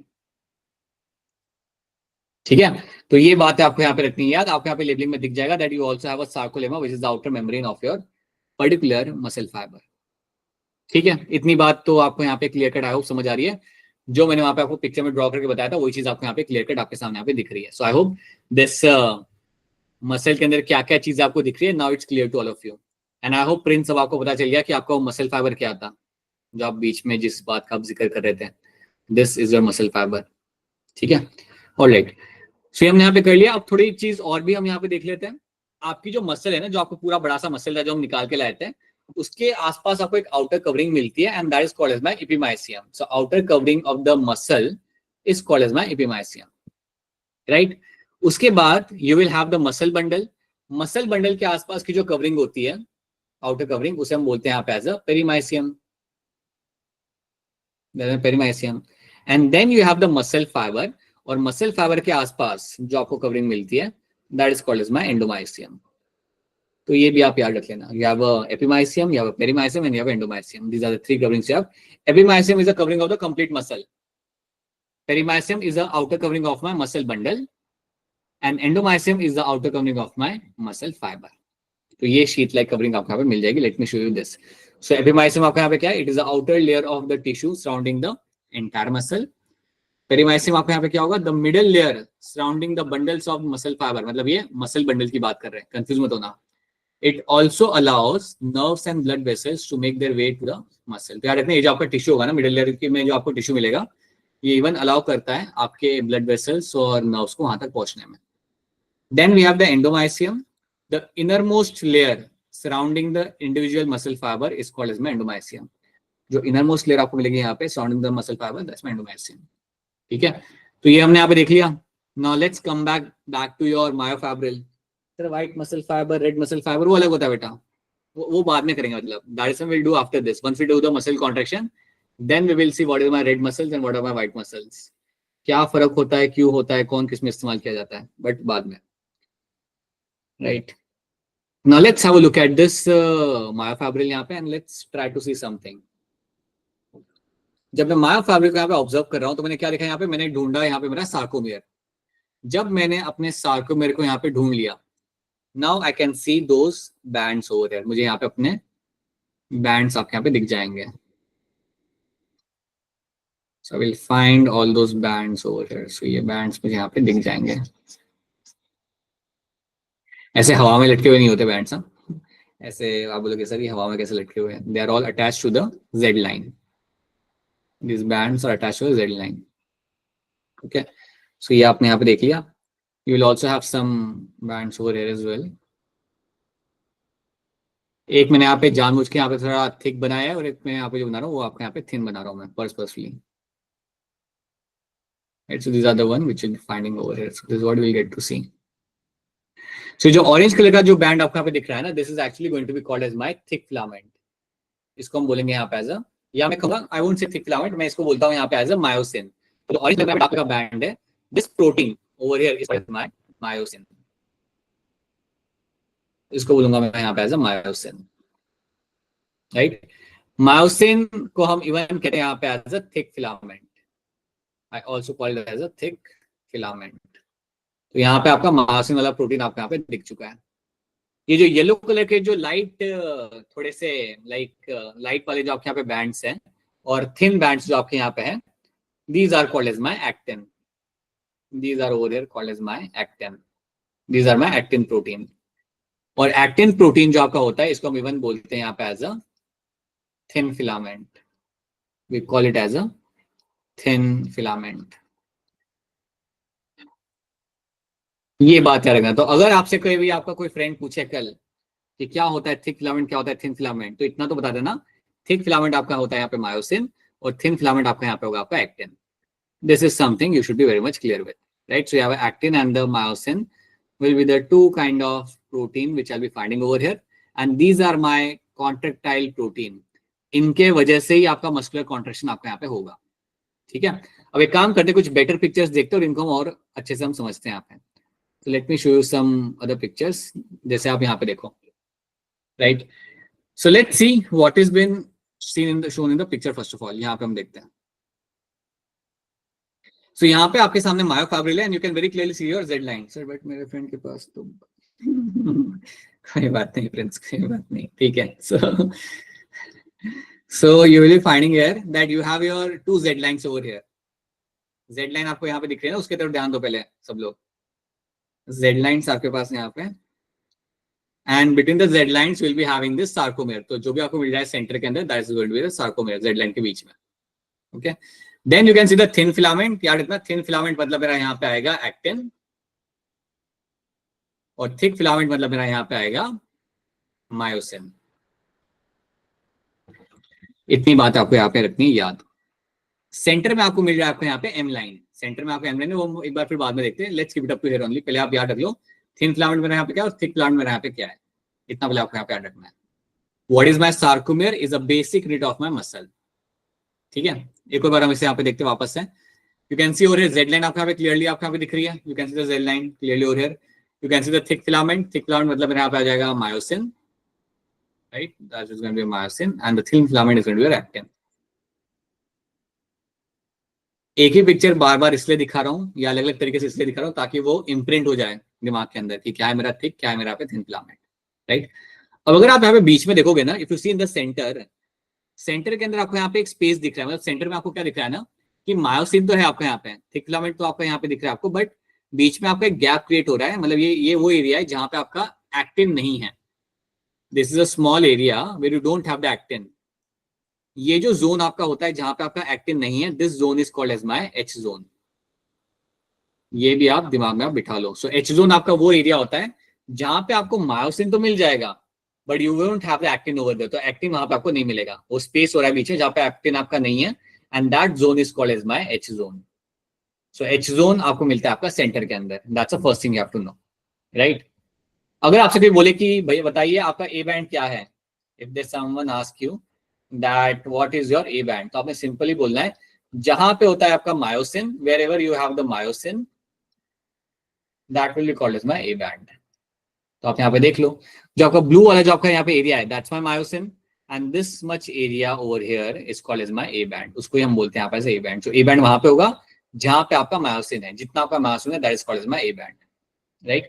उसी तरीके से आपसे अगर कोई पूछे कि आपका आई बैंड कहाँ होता है, देन आपको बोलना है आई बैंड आपका वहां पे होगा जहां पे you only have your actin, जहां पे you only have your actin, that area over here is called as my I band. So I band के अंदर आपको यहाँ पे सिर्फ आपको यहाँ पे एक्टिन मिलेगी। So from here to here this is my I band. याद रखना आई बैंड वाला एरिया वो है जहां पे कुछ ओवरलैप नहीं कर रहा, यहाँ पे आपका मायोसिन एक्टिन के साथ ओवरलैप यहाँ पे नहीं कर रहा, ठीक है। यहाँ पे सिर्फ आपका एक्टिन आपको दिख रहा है, you can see over here as well, यहां से लेके यहां तक this is my I band. ये मेरा यहाँ पे ओवरलैप नहीं कर रहा मेरे मायोसिन के साथ। सो याद रखना what is my I band, what is my A band is something should be clear to all of you. ये बड़ा ही सिंपल सी बात है, आप यहाँ पे देख सकते हो। सो you can see again you have the H zone, और एच जोन सडनली आपका गायब हो गया। तो जब आपका मस्कुलर कॉन्ट्रैक्शन होता है, whenever you find the muscular contraction will happen, वो टाइम पे याद रखना आपका जो एच जोन होगा वो आपका वैनिश हो जाएगा। The H zone which you have will vanish during the muscular contraction, मतलब वो आपका दिखता नहीं आपको वहां पे, ठीक है। सो मस्कुलर कॉन्ट्रैक्शन के टाइम पे योर एच जोन या फिर आपका शॉर्ट होगा या फिर आपका गायब हो जाएगा, that is one thing you have to know, right. अब पहले मुझे ये बताओ कि ये सब पिक्चर देख के आपको इतनी बातें यहाँ पे समझ आ रही है जो मैं आपको बता रहा हूँ? Is this clear to all of you? Yes, sir. दो लोगों ने ही बोला, दो लोगों ने। Yes, sir. Yes, yes, sir. Yes, sir. नहीं आ रही तो बता देता। This is what you will be finding happening in this, ठीक है। ये चीजें आपको यहाँ पे क्लियर कट याद रखनी है। These are the few things you have to know, right? So ये है मेरे वो proteins, these are my contractile proteins which will play the role in muscle contraction। अभी हम एक काम करते हैं, let's try to understand। अभी हम मसल कॉन्ट्रैक्शन नहीं सीखेंगे, अभी हम सीखते ये हैं कि यार मसल कॉन्ट्रैक्शन स्टार्ट कैसे होता है, how does it actually initiates? So let's try to understand that thing. So let me make you understand that thing somewhere over here. देखो ध्यान से, अब थोड़ा इस पे ध्यान देना, ये एक इंपॉर्टेंट पार्ट है। Assume that you have a, this is my muscle over here. ये मेरी मसल फाइबर की प्लाज्मा मेम्ब्रेन है। तो मुझे बताइए कि अगर ये मेरी मसल फाइबर की प्लाज्मा मेम्ब्रेन है तो इसका नाम यहाँ पे क्या होगा? Sarcolemma. Sarcolemma. Sarcolemma. Sarcolemma is the name over there. True, right. तो ये है मेरी मसल फाइबर की यहाँ पे आउटर मेम्ब्रेन। अब यहाँ पे आपको क्या मिल रहा है ना, that you have your axon ending. ऊपर आपको यहाँ पे मिलेगा, आपको यहाँ पे एक्सॉन एंडिंग। मतलब आप ये मान लो कि यहाँ पे एक एक्सॉन है या एक आपका न्यूरॉन है जिसकी एंडिंग आपके यहाँ पे आके रुक रही है। This is my axon ending. Simple सी बात है बेटा, अगर मैं अपना हैंड यहाँ पे मूव कर रहा हूँ तो मेरे ब्रेन से कुछ ना कुछ तो सिग्नल वहां तक जा रहा है ना, तो ब्रेन से सिग्नल वहां पे कैसे जाएगा? Using my neurons. So these are my axon ending, जो मेरे मसल्स तक यहाँ पे पहुंच रहे हैं, right? So you have a muscle, you have an axon, or I would say you have a muscle, you have a neuron over here, and this junction here is called as my neuromuscular junction. ये जो मेरा junction आपके यहाँ पे है, this junction over here is called as your neuromuscular junction. इसको हम बोलेंगे यहाँ पे as a neuromuscular junction. बहुत बढ़िया दिशा, बहुत बढ़िया। This is called as my neuromuscular junction, right? अब आपको यहाँ पे याद क्या रखना है? You have a neuromuscular junction over here. अब on the sarcolemma, on the muscle fibre के सेल के मेम्ब्रेन के ऊपर आपको यहाँ पे कुछ मिलेगा देखने के लिए, and that is going to be your receptors. तो सार्कोलेमा के ऊपर आपको यहाँ पे कुछ रिसेप्टर्स आपको यहाँ पे देखने के लिए आपको यहाँ पे मिल जाएंगे, ठीक है? अब सिंपल सी बात है, अगर मुझे अपने हैंड को मूव करना है तो हैंड को मूव करने के लिए मेरा जो सिग्नल आएगा एक्सॉन से मसल तक, वो सिग्नल आपका जाता है as a neurotransmitter. So axon ending से क्या होगा? एक्सॉन एंडिंग से आपके कुछ यहाँ पे न्यूरोट्रांसमीटर बाहर निकलेंगे। So you will have the neurotransmitter in the axon ending, right? ये वहां से बाहर निकलेंगे and they will come and sit on to the receptor. तो ये मेरे न्यूरोट्रांसमीटर आके मेरे रिसेप्टर के ऊपर आके यहाँ पे बैठेंगे। अब आपको याद ही रखना है कि अगर मेरे न्यूरोट्रांसमीटर आके रिसेप्टर पर आके बैठ रहे हैं, सो that is more like a lock and की, मतलब वो बैठना इंपॉर्टेंट है। याद रखना, अगर आपका रिसेप्टर वहां पे नहीं हुआ ना तो आपका न्यूरोट्रांसमीटर वहां पे बैठ नहीं पाएगा, मतलब कुछ हो ही नहीं पाएगा, आपका मसल कॉन्ट्रैक्शन आपका हो नहीं पाएगा। So having a receptor is important, having a receptor is going to be important. और इस रिसेप्टर के ऊपर आके मेरा बैठेगा आपका यहाँ पे न्यूरोट्रांसमीटर। ये जो येलो जो सॉरी ब्लू जो स्ट्रक्चर आपके यहाँ पे है molecules, these are my neurotransmitter. Neurotransmitter, ठीक है? ऑन द अदर हैंड ये मेरे ग्रीन वाले जो स्ट्रक्चर यहाँ पे याद है ना, दे आर माय रिसेप्टर। और इन दोनों का इंटरेक्शन इंपॉर्टेंट है। जब तक इनका इंटरेक्शन होगा नहीं तब तक आप सिग्नल आपका आगे पहुंचेगा नहीं, तब तक आपका मसल कॉन्ट्रैक्शन आपका स्टार्ट नहीं होगा। So these are my receptor over here, these are my receptor. अब एक चीज आप यहाँ पे याद रखना, एक चीज बहुत, थोड़ा सा अपने पास्ट में जाओ, मतलब 1-2 महीने पहले, और याद करो हमने कुछ पढ़ा था ह्यूमन हेल्थ के अंदर, something called as my autoimmune condition. याद आ रहा है आप सबको? We have studied something as a Yes, sir. Autoimmune condition. तो वो ऑटो इम्यून कंडीशन जब हम पढ़ रहे थे ना, तो एक नाम था वहां पे, और वो नाम था आपका वहां पे मायस्थेनिया Gravis. ग्रेविस। बहुत बढ़िया।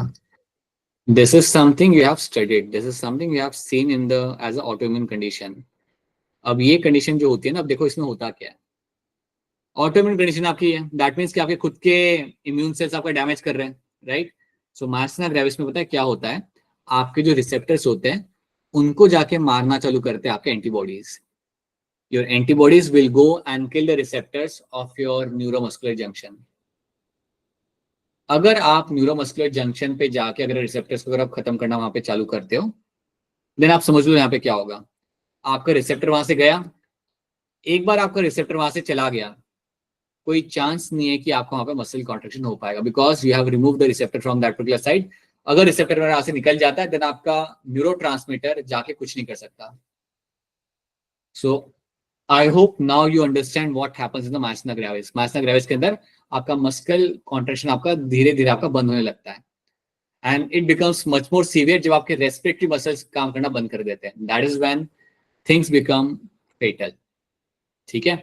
सो ये बात कहीं ना कहीं दिमाग में याद रखना कि मायस्थेनिया ग्रेविस के अंदर your antibodies will go and target your receptors on the neuromuscular junction. आप इमेजिन करो अगर रिसेप्टर गया, nothing will happen. There will be no kind of muscular coordination. There will be no kind of muscular contraction. ठीक है. चलो अभी हम यहाँ पे देखते हैं, अभी तो सब कुछ नॉर्मल है. सो यहाँ पे आपका न्यूरोट्रांसमीटर आके यहाँ पे बैठा. As soon as neurotransmitter will come and sit on the receptor, what will happen? It will generate the action potential. यहाँ पे आपका जनरेट करेगा आपका एक्शन पोटेंशियल. एक्शन पोटेंशियल या जिसे हम कहते हैं एज अ नर्व इम्पल्स, यहाँ पे आपका जनरेट किया जाएगा. हमने पहले ही बोला था स्टार्टिंग के अंदर that muscles have a property of excitability. तो वही मैं यहाँ पे प्रूव कर रहा हूँ कि जैसे मेरे यहाँ पे न्यूरोट्रांसमीटर आके यहाँ पे बैठेगा, that is going to generate the action potential. अब जैसे ही वो आपके यहाँ पे जनरेट किया जाएगा, you should know one thing very clearly कि आपके जो मसल सेल होते हैं ना, उनके अंदर आपको एक स्ट्रक्चर मिलता है. We call them as a T-tubule. We call them as a T-tubule. तो ऐसे कुछ स्ट्रक्चर आपको मिलेंगे वहां पे, इनको हम बोलते हैं यहाँ पे एज अ T-tubule. कोई चीज अगर समझ ना आए देन पूछ लेना. ये एक इंपॉर्टेंट इवेंट जो मैं आपको बता रहा हूँ. That's why if at all you get stuck somewhere, ये लग रहा है कि ये क्या हो गया, तो प्लीज बता देना. So I repeat that thing to you. So neurotransmitter आके यहाँ पे बैठा, जैसे वो आके यहाँ पे बैठा, so it will generate the action potential. It will generate the action potential. अब जैसे आपके यहाँ पे एक्शन पोटेंशियल आपके यहाँ पे जनरेट हुआ, that is nothing but a nerve impulse आपके यहाँ पे जब जनरेट होगा, so this action potential has to be send via T tubule into the centre. तो टी ट्यूब्यूल की मदद से इस एक्शन पोटेंशियल को हम भेजेंगे हमारे सार्कोप्लाज्म तक. इस टी ट्यूब्यूल की मदद से I will send action potential towards the sarcoplasm. अब जब मेरा यहाँ पे एक्शन पोटेंशियल मेरा सार्कोप्लाज्म तक पहुंचेगा, अब यहाँ पे क्या होगा, मेरा टारगेट ये है कि ये जो मेरा एक्शन पोटेंशियल है ना, ये जो मेरा नर्व इंपल्स है, ये मैं पहुंचाना चाहता हूं towards my one of the organelle जिसका काम होता है कैल्शियम को स्टोर करना. वो ऑर्गेनल का नाम यहाँ पे क्या होगा? Sarcoplasmic reticulum. Endoplasmic reticulus. Sarcoplasmic reticulum will be seen over here. तो आपने यहाँ पे अपने नर्व इंपल्स को यहाँ तक पहुंचा दिया, लाइक पहुंचा दिया अपने सेंटर तक, and you are actually conveying the signal towards the sarcoplasmic reticulum. आप चाहते हो कि सिग्नल पहुंचे आपका टुवर्ड्स योर सार्कोप्लाज्मिक रेटिकुलम तक, और समझो कि आपका सिग्नल यहाँ पे पहुंच गया. जैसे ही आपका सिग्नल पहुंचता है आपके सार्कोप्लाज्मिक रेटिकुलम तक, आप याद रखना that this is a structure which is known for the storage of calcium ions. ये वो मेरा यहाँ पे स्ट्रक्चर है बेटा, जहां पे कैल्शियम आयंस को आप पकड़ के रखते हो या संभाल के रखते हो, जो क्या बोलो. याद रखना कैल्शियम आयंस को आप सेल में खुला नहीं छोड़ सकते हैं. Calcium ions are very good secondary messengers. Calcium ions are very good secondary messengers. अगर आप थोड़ा सा और फ्लैशबैक में जाओगे, याद करोगे, तो आपने पढ़ा होगा in the chapter of my chemical control and coordination, calcium ions को हम कहते हैं as a secondary messenger along with cyclic AMP and IP3. याद नहीं आ रहा कोई बात नहीं, बट याद रखना कि अगर कैल्शियम आयंस अगर आपके फ्री में सेल में घूम रहे हो ना, they can always initiate some reaction. अगर ये सेल में फ्री में घूम रहे हो ना, वैसे अगर सेल में घूम रहे हो तो किसी ना किसी केमिकल रिएक्शन को स्टार्ट कर देंगे बिना रिक्वायरमेंट के. So that is why calcium ions are been kept in my SCR, sarcoplasmic reticulum. तो जैसे आपको यहाँ पे सिग्नल पहुंच गया, as soon as the signal reach the sarcoplasmic reticulum, what will happen? Calcium ions को आप यहाँ पे रिलीज कर दोगे. So suddenly the calcium ions will come out. अब जैसे मेरे कैल्शियम आयंस यहाँ पे बाहर आएंगे, these calcium ions will start moving towards the myofibril. क्योंकि हम अभी कहाँ पे, हम अभी मसल सेल के अंदर है. मसल सेल मतलब या वो सार्कोलेमा या वो सार्कोप्लाज्म, और मसल सेल के अंदर या मसल फाइबर के अंदर ही आपको क्या मिल रहा था? We were finding the मायोफैब्रिल्स.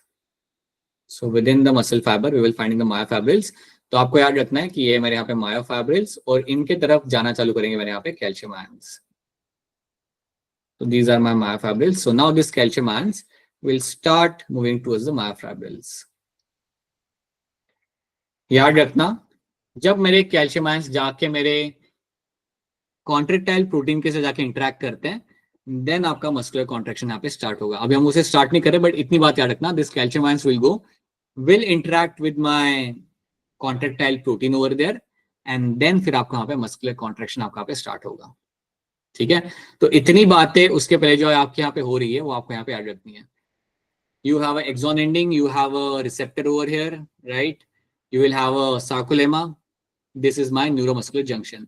यहाँ पे कैसे आपका न्यूरोट्रांसमीटर आके बैठ रहा है आपके रिसेप्टर के ऊपर, and then it will generate the action potential.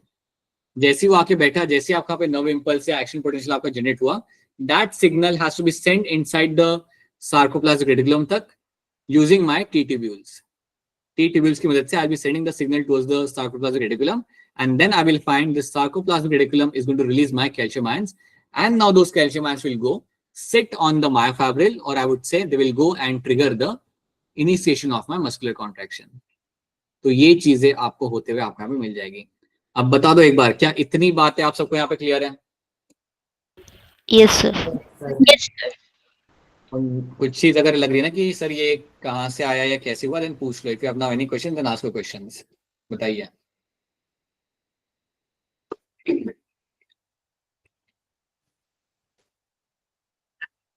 ठीक है, मत बताइए. ऑलराइट, मैं आगे बढ़ता हूँ फिर. लेकिन पास्ट में रहना गलत बात है. समझ आ रहा है होप प्रिंस में ये सब? पहले तो ये बताओ. Yes sir. क्योंकि असाइनमेंट दूंगा ना, तो मुझे असाइनमेंट सॉल्व करके चाहिए तुरंत. ऐसा नहीं कि 4 दिन बाद मुझे असाइनमेंट मिल जाए करके. I need that assignment in a day और टू. इन अ डे कर देता हूँ आपको इसका. तो ठीक है. So that is something we have seen. इतनी बातें हमने यहाँ पे देख ली. These are the few things we have understood. Now let's read few things over here and then हम लोग slowly आगे बढ़ते हैं. तो read करने का मैं यहाँ पे क्या? Let's read this thing. Each muscle cell certainly consists a distinct region when an individual views it under the microscope. And this distinctive region is called as my sarcomere. जो आप लोग यहाँ पे आप जानते हो, right? The formation of sarcomere takes place from actin, myosin and other helper protein. यहाँ पे आपको उनके से आपका sarcomere आपको मिल जाएगा. So याद रखना, between the two Z lines will be having the sarcomere.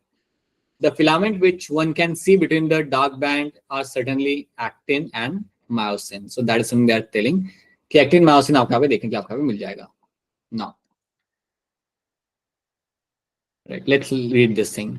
Each muscle fiber is lined by a plasma membrane called as my sarcolemma, enclosing the sarcoplasm. Something we know that.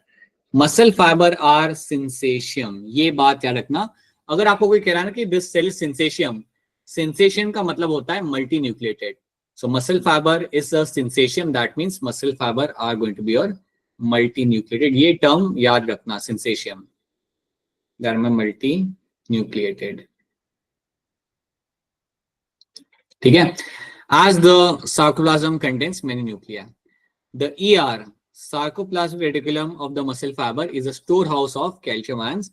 Calcium ions को हम यहाँ पे रखेंगे. मैंने पहले बोला था उनको आप अकेला छोड़ नहीं सकते. So there will be kept over there.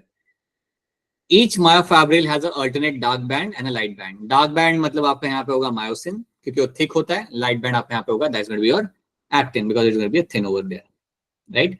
तो चलो ये वाली स्टेटमेंट्स हम यहाँ पे देख लेते हैं. A sarcomere is defined as a region of myofibril contained between the two cytoskeletal structures called as my Z disc. तो जेड डिस्क या जेड लाइन के बीच में आपको मिलता है आपका सार्कोमेयर. ये बात हम लोग यहाँ पे जानते हैं. Striated appearance of the skeletal muscle fibre is due to the arrangement of the thick and thin myofilament with each other. मैंने आपको बताया था थिक और थिन फिलामेंट जैसे आपको वो स्ट्रेटेशन आपको दिख रहा होता है, वरना वो दिखता भी नहीं. द डार्क स्ट्रेटेटेड ए बैंड मतलब आपका जहां पे आपका थिक फिलामेंट आएगा, that's your myosin, is composed of a thick filament containing the myosin. The lighter I band region contains the thin actin filament anchored at the Z disc by a protein called as my alpha actinin. अब ये statement थोड़ा सा यहाँ पे ध्यान दो और इसको मैं यहाँ पे समझाता हूँ. याद है मैंने आपको बीच में एक ड्राइंग बनाया था, फिर मैंने बोला था कि ये हवा में नहीं खड़ा है वहां पे वो हवा में नहीं खड़ा है, right. So let me show you that drawing over there, small one. कहाँ गई ये वाली? तो अगर आप यहाँ पे देखोगे ना, so what you will find in this ना, कि यहाँ पे आपको साइड में आपको है ना कुछ सपोर्टिंग प्रोटीन आपको मिल जाता है. तो आपका जो यहाँ पे एक्टिन है ना, लाइट योर येलो कलर का एक्टिन जो है आपके यहाँ पे, उसको भी जोड़ने के लिए कुछ यहाँ पे प्रोटीन आपके होते हैं. Even that is attach to the Z line with the help of some protein. So कुछ प्रोटीन की मदद से वो यहाँ पे जेड लाइन के ऊपर अटैच होगा. सो कुछ प्रोटीन की मदद से it is attach to the Z line, and those protein over there are called as my alpha actinin. This protein over there are called as your alpha actinin. तो ये बात आपको यहाँ पे रखनी है याद. So this is something called as my alpha actinin. ठीक है, सल्फैक्टिन इनका काम होता है वो आपके एक्टिन को अटैच कराता है आपके जेड लाइन के साथ, that is something it will be doing over there. ठीक है, चलो अब वापस आते हैं यहाँ पे, हम आगे आते हैं, लेट्स कम बैक, हमारा क्या स्टेटमेंट था आपका यहाँ पे, सो ये आपको यहाँ पे याद रखना है। ठीक है, then we have the H zone. H zone is in the middle of the A band and is a little lighter in color because it only contains the portion of a thick filament. हमने पहले देखा था H zone के अंदर सिर्फ आपको यहाँ पे आपको मायोसिन वहां पे दिखेगा, क्योंकि उस एरिया के अंदर आपका एक्टिन ओवरलैप नहीं कर रहा होता। H जोन के अंदर आपका एक्टिन ओवरलैप नहीं कर रहा होता, आपको सिर्फ आपका मायोसिन दिख रहा होता है। ठीक है, it only contains a portion of a thick filament that does not overlap with the thin filament and that is my H zone. अब क्या मेरा H zone का साइज छोटा होगा मसल कॉन्ट्रैक्शन के टाइम पे, या होगा या नहीं होगा? होगा सर, छोटा होगा। Yes, sir. होगा। सब होगा sir. We'll find that opening, right? True. अच्छा, मुझे एक बात बता दो फटाफट, यहाँ पे कुछ चीजें मुझे बता दो। Tell me what is a muscle or which kind of muscle which will have intercalated disc? Hand raise, hand raise. Cardiac muscle. अब ठीक है, इसका अब हैंड रेस करना। ठीक है, चलो, tell me what kind of muscle is known for is been controlled by somatic nervous system? बताइए चेतना। Skeletal muscle. ठीक है, now tell me what kind of muscle और tell me this thing, the reserve food material stored in muscle is going to be what? Hand raise करेंगे आप लोग इसके लिए, बताइए बताइए, अंशिका शर्मा बताइए, अंशिका शर्मा, अंशिका, ऑलराइट, मुस्कान। Sir, smooth muscle. नहीं, यू डिडंट, क्वेश्चन आप ये है कि रिजर्व फूड मटेरियल जो स्टोर किया जाता है मसल्स के अंदर वो कौन सा होता है, ये सवाल है। बोलिए मुस्कान। सर मैं बताऊं? रुक जाओ बेटा, रुक जाओ, अरे रुक जाओ। वर्षा रानी बताइए, वर्षा रानी, दैट मीन्स अनुराधा, बताइए। शिखा दुबे, चलिए आप बताइए। Sir, glycogen. और ग्लाइकोजन और कहाँ पे स्टोर किया जाता है? मसल में तो होता ही, और कहाँ पे स्टोर होता है? बताओ अभिषेक। ये देखिए, बहुत बढ़िया बेटा, बहुत बढ़िया अभिषेक, -25 दे रहा हूँ आपको मैं, अगले टेस्ट में से हम काट लेंगे इसे। सर लीवर में। हाँ राइट, देखो लीवर में होता है आपके यहाँ पे एक्सेस ऑफ ग्लाइकोजन, याद रखना, लिवर और मसल के अंदर आपके यहाँ पे स्टोर किया जाएगा। ठीक है, that is something you have to know. So these are the few things you have to know about the muscles. Basic unit of muscle is going to be what? बताइए सलम कुमारी।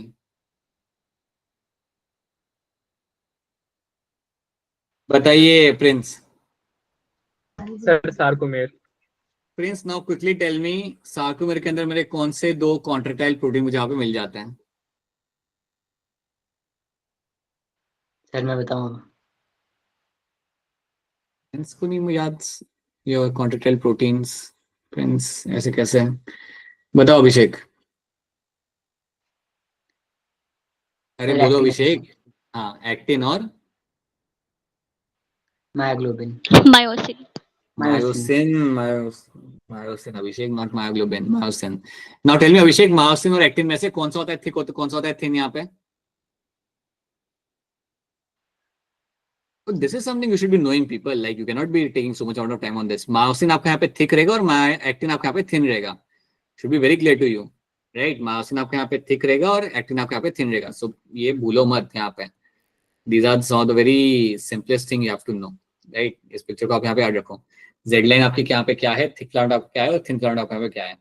अगर कोई आपसे पूछे कि आई बैंड क्या होता है, then you have to tell them I band is the area where you will only have the actin and A band is the area where you will only find the myosin. So these are the things which should be crystal clear to you. आप ये बात समझो, ये सब आपको बहुत clearly आपको ये सब मालूम होना चाहिए। We cannot have a compromise on this. मुझे बताओ कौन से मेरे मसल्स होते हैं which are going to be having a spindle shaped cell? Raise your hand to answer this. What kind of muscles will have a spindle shaped cell? बताइए Dimple, unmute करके। अभिषेक, डिम्पल का क्या आंसर आ रहा है चैट के अंदर? सर स्मूथ मसल बोल रही है। तो बस कह रही That's a correct answer, Dimple. Smooth muscles will be having this spindle shape. All right. Okay. So these are the few things we have done. All right. Let's keep it up here only.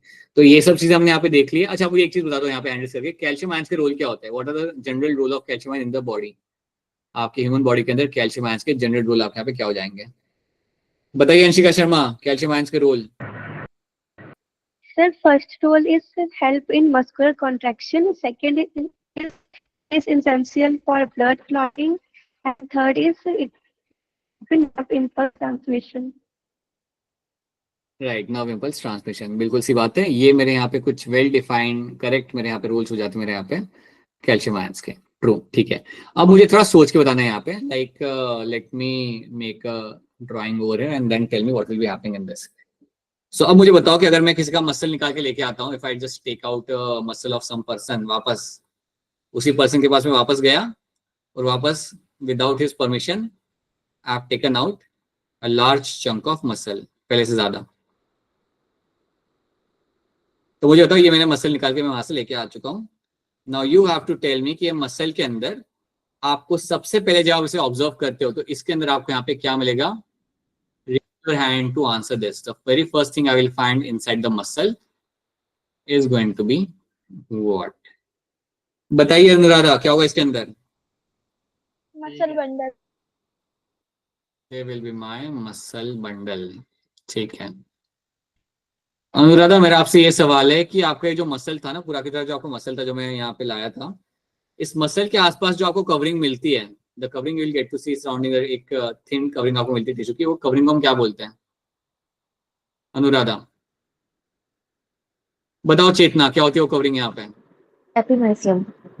Epimysium, right? That will be my epimysium. So this covering over there is called as my epimysium. Now, muscle bundle आपको यहाँ पे दिख रहा है. Muscle bundle को आप यहाँ से बाहर निकालोगे. You will take out the muscle bundle out of it. अब जैसे मैं अपने यहाँ पे मसल बंडल को मैं बाहर निकालता हूँ, as soon as I take out the muscle bundle, इसके अंदर भी मुझे यहाँ पे कुछ चीजें यहाँ पे मिलेगी देखने के लिए. So inside them I will find few things over there. So now tell me what is this thing which I am finding inside the muscle bundle? मुझे यहाँ पे क्या दिख रहा है? बताइए मुस्कान कुमारी, क्या दिखेगा मुझे यहाँ पे? Sir muscle fibre. Muscle fibre को मैं एक और नाम से क्या बुला सकता हूँ? Sir muscle cells. Right. So I can call them as a muscle fiber or I can call them as a muscle cell. अब मुझे ये भी बता दीजिए आप मुस्कान कुमारी कि आपका जो मसल सेल है इसकी आउटर मेम्ब्रेन को मैं क्या बोलूंगा? Sir perimysium. ना. मसल सेल की जो सेल मेम्ब्रेन है उसके मैं क्या बोलूंगा? Sarcolemma. Right, to that will be called as sarcolemma. ठीक है. So I am very like I am quite sure कि अब आपको यहाँ पे समझ आ रहा है कि हम कहाँ से कहाँ पे जा रहे हैं. Right now if I just take out my muscle fibre, तो जोर से वैसे ही बता दो अनम्यूट करके कि मसल फाइबर के अंदर मुझे यहाँ पे क्या मिल जाएगा? Myofiber. We'll have a presence of. तो ये सब बातें आपको यहाँ पे रखनी है. नॉर्मली कई बार बच्चे इसमें कभी कभी कंफ्यूज हो जाते हैं, but these are the things you have to know in this. Right, ये सब याद रखना. What are the general traits of the muscles, you have to know that. कोई मुझे हैंड रेज करके बता सकता है मसल की 4 प्रॉपर्टीज आपकी क्या होती है? Can anyone tell me what is the 4 properties of the muscles? बस 3 लोग, बस 4 लोग, ओनली 5. कोमल शर्मा बताइए. Sir, elasticity, contractibility, excitability और extensibility. Right, these are the 4 characters of your muscles. बहुत बढ़िया, very true. कोमल शर्मा, आप कौन से डिस्ट्रिक्ट से हैं? Sir, Solan. सोलन से हो आप? ओके, राइट, ठीक है. Alright, so that's true, that's a correct answer. So that is something we have done. तो आज के लिए एक काम करते हैं, हम इसे यहाँ तक ही रखते हैं. Let's keep it up to here only. And next time जब हम लोग वापस मिलेंगे, so we'll be completing the muscular contraction. इतनी चीजें रिवाइज करके आना, and I'll try to give you assignment for this. एक छोटा assignment आपके साथ शेयर कर दूंगा, तो प्लीज अपना वक्त निकाल के असाइनमेंट शेयर करके मुझे वापस करिए. उसके पहले I will share the answer की फॉर माय बायोडस्ट्री वाला चैप्टर को लेकर मैं आंसर की भी शेयर कर दूंगा. But make sure that you also solve the assignment for this chapter as well. Right, 11th grade का टॉपिक है, अगर समझ आ रहा है that's a good thing, and you have to solve question so that you can say कि मुझे ये आ रहा है सही से समझ. So that's why you have to solve as many question as possible, वो हम कराते हैं आपको. ठीक है. The chapter, as I've told you, will not take more than 4 lectures maximum to complete itself. So, yeah, that is something we'll try to do in next 3 lectures. ठीक है. So, बताइए अगर कोई सवाल है तो बताइए. Now, if you have any kind of questions right now, अगर कोई सवाल है आप लोग का, then ये सही टाइम है कि आप अपना सवाल यहाँ पे आप पूछ सकते हो. बोलिए. सर मेरा क्वेश्चन. अरे हाँ, अंशिका शर्मा का question in terms of your, रुक जाओ, लेट्स कम बैक. आ गया हमारा स्लाइड. सर मेरे स्कूल के टीचर ने क्वेश्चन पूछा था मेरे से, एंड मुझे आया नहीं आंसर करना, तो कह रहे हैं कि मैं बायो पढ़ती ही नहीं. Okay. All right. You should also ask her one question.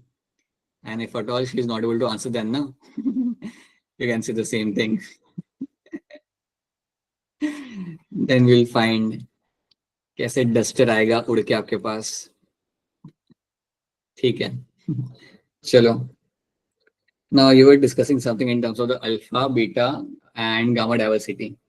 ये था ना आपका वो, ये this is something they have asked, right? Okay. Now what will happen here ना?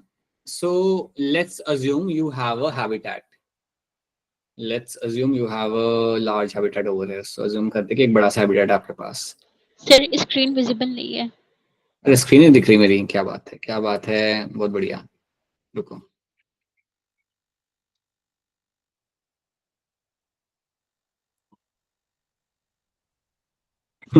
Right, Prince. No reverse. With consequences.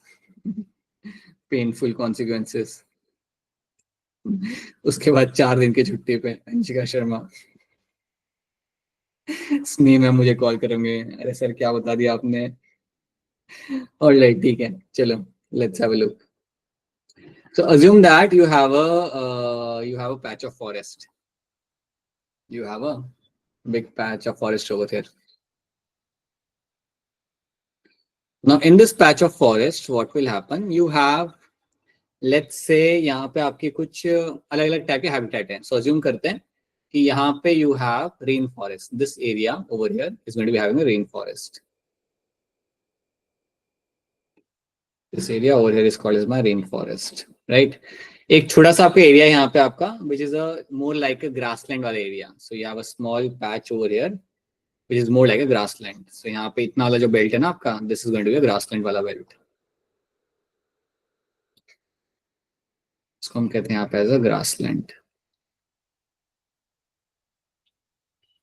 And then you have a small patch over here, जहाँ पे आपका तालाब है आपका यहाँ पे, and it is a kind of a coniferous forest, right? So you have a small water body, or it is like a different kind of ecosystem. Like यहाँ पे आपको water body आपका मिली है छोटी सी, and you have a small patch of forest over there with a good amount of water content.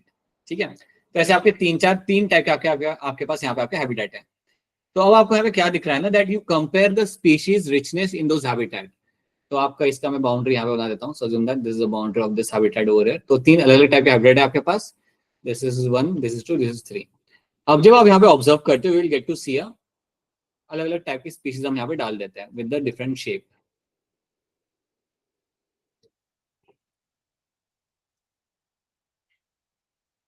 Right. यहाँ पे भी मैं यहाँ पे कुछ स्पीशीज डाल देता हूँ मेरे यहाँ पे. Like you can add some species like this.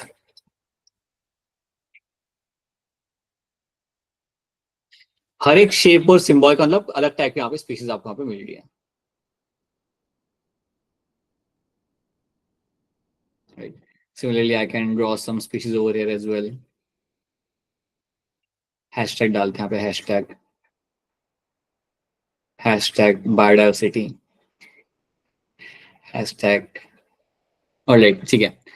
So now what you will get to see over here ना, that we have like 3 different geographical areas with a different kind of like biome, different kind of habitat. अब इसमें आपको यहाँ पे क्या याद रखना है? What you have to know here is कि अगर मेरे पास ये 3 अलग टाइप के हैबिटेट है मेरे पास यहाँ पे, राइट? अगर मैं एक सिंगल हैबिटेट में जाके वहां की स्पीशीज रिचनेस को अगर मैं समझ जाऊँ, if I am going to if let's say Anshika Sharma is going to rain forest, और रेन फॉरेस्ट में जाके यहाँ पे कितनी आपकी डाइवर्सिटी है उसको जाके वो वहां पे स्टडी कर रही है, अगर उसे वो जाके स्टडी कर रही है, उनके इंटर रिलेशन को वहां पे समझ रही है, then that is called as my alpha diversity. When you are taking into account a single group of animals in a large biome के अंदर एक single group of animals single habitat में जाके अगर आप उन्हें पढ़ रहे हो, that is called as my alpha diversity. You call them as a alpha diversity. So अपने अगर आप समझो अंशिका शर्मा यहाँ पे जाती है and she studies those biodiversity over there कि वहाँ पे कितनी आपको species आपको मिल रही है, कितना उनका वहाँ पे नंबर है वहाँ पे, and that is a single group of species is trying to understand, या मैं कहूंगा एक सिंगल इकोसिस्टम में जाके सिंगल हैबिटेट में आके उसे वहां पे स्टडी करिए, then that kind of diversity you have over there is called as my alpha diversity, right. अगर सिमिलरली अगर आप दो हैबिटेट में अगर आप जाते हो, आप रेन फॉरेस्ट में गए और फिर आप गए यहाँ पे अपना वाटर बॉडी के पास में इस हैबिटेट के अंदर आप गए, और जब आपने दोनों एरिया को जाके स्टडी किया और आपने देखा कि यहाँ पे मेरी कुछ डाइवर्सिटी ओवरलैप कर रही है, जैसे ट्रायंगल जो आपका यहाँ पे वो आपका यहाँ पे भी ओवरलैप कर रहा है, आपका सर्कल जो आपका यहाँ पे वो भी आपका यहाँ पे ओवरलैप कर रहा है, right. So when you study the diversity and when you take into account two different biome, जब आप दो डिफरेंट बायोम को जाके आप स्टडी करते हो और वहां पे जब आप इन दो डाइवर्सिटी को आप जाके देखते हो, समझते हो, and you try to understand the relation between them और relation between the two biomes, this is called as my beta diversity. इसको हम कहते हैं यहाँ पे एज अ बीटा डाइवर्सिटी। और जब आप पूरे ज्योग्राफिकल एरिया का बायोडाइवर्सिटी समझते हो, when you understand the biodiversity of the complete geography, आप यहाँ पे सिंगल बायोम को जाके आप स्टडी नहीं कर रहे हैं, आपने डिसाइड किया कि पूरा फॉरेस्ट को जाके मैं स्टडी करूंगी, that is called as my gamma diversity. उसको हम बोलते हैं यहाँ पे as a gamma diversity. So gamma diversity के अंदर you take into account the complete biome, और I would say you take into account the complete ecosystem. वहां पे आपके कितने भी छोटे छोटे अलग टाइप के फॉरेस्ट हो, आप पूरे को जाके अगर आप स्टडी करते हो, अकाउंट में लेते हो, and you try to understand the species diversity and species richness over there, this kind of diversity which you find in that habitat is called as my gamma diversity. तो gamma के अंदर आपका पूरा ecosystem आपका यहाँ पे आ जाता है। बीटा के अंदर you take into account two diversities और टू बायोम्स, और उनको आप वहां पे कंपेयर करते हो कि इनके अंदर आपका कितने के अंदर आपका यहाँ पे ओवरलैप कर रहा है।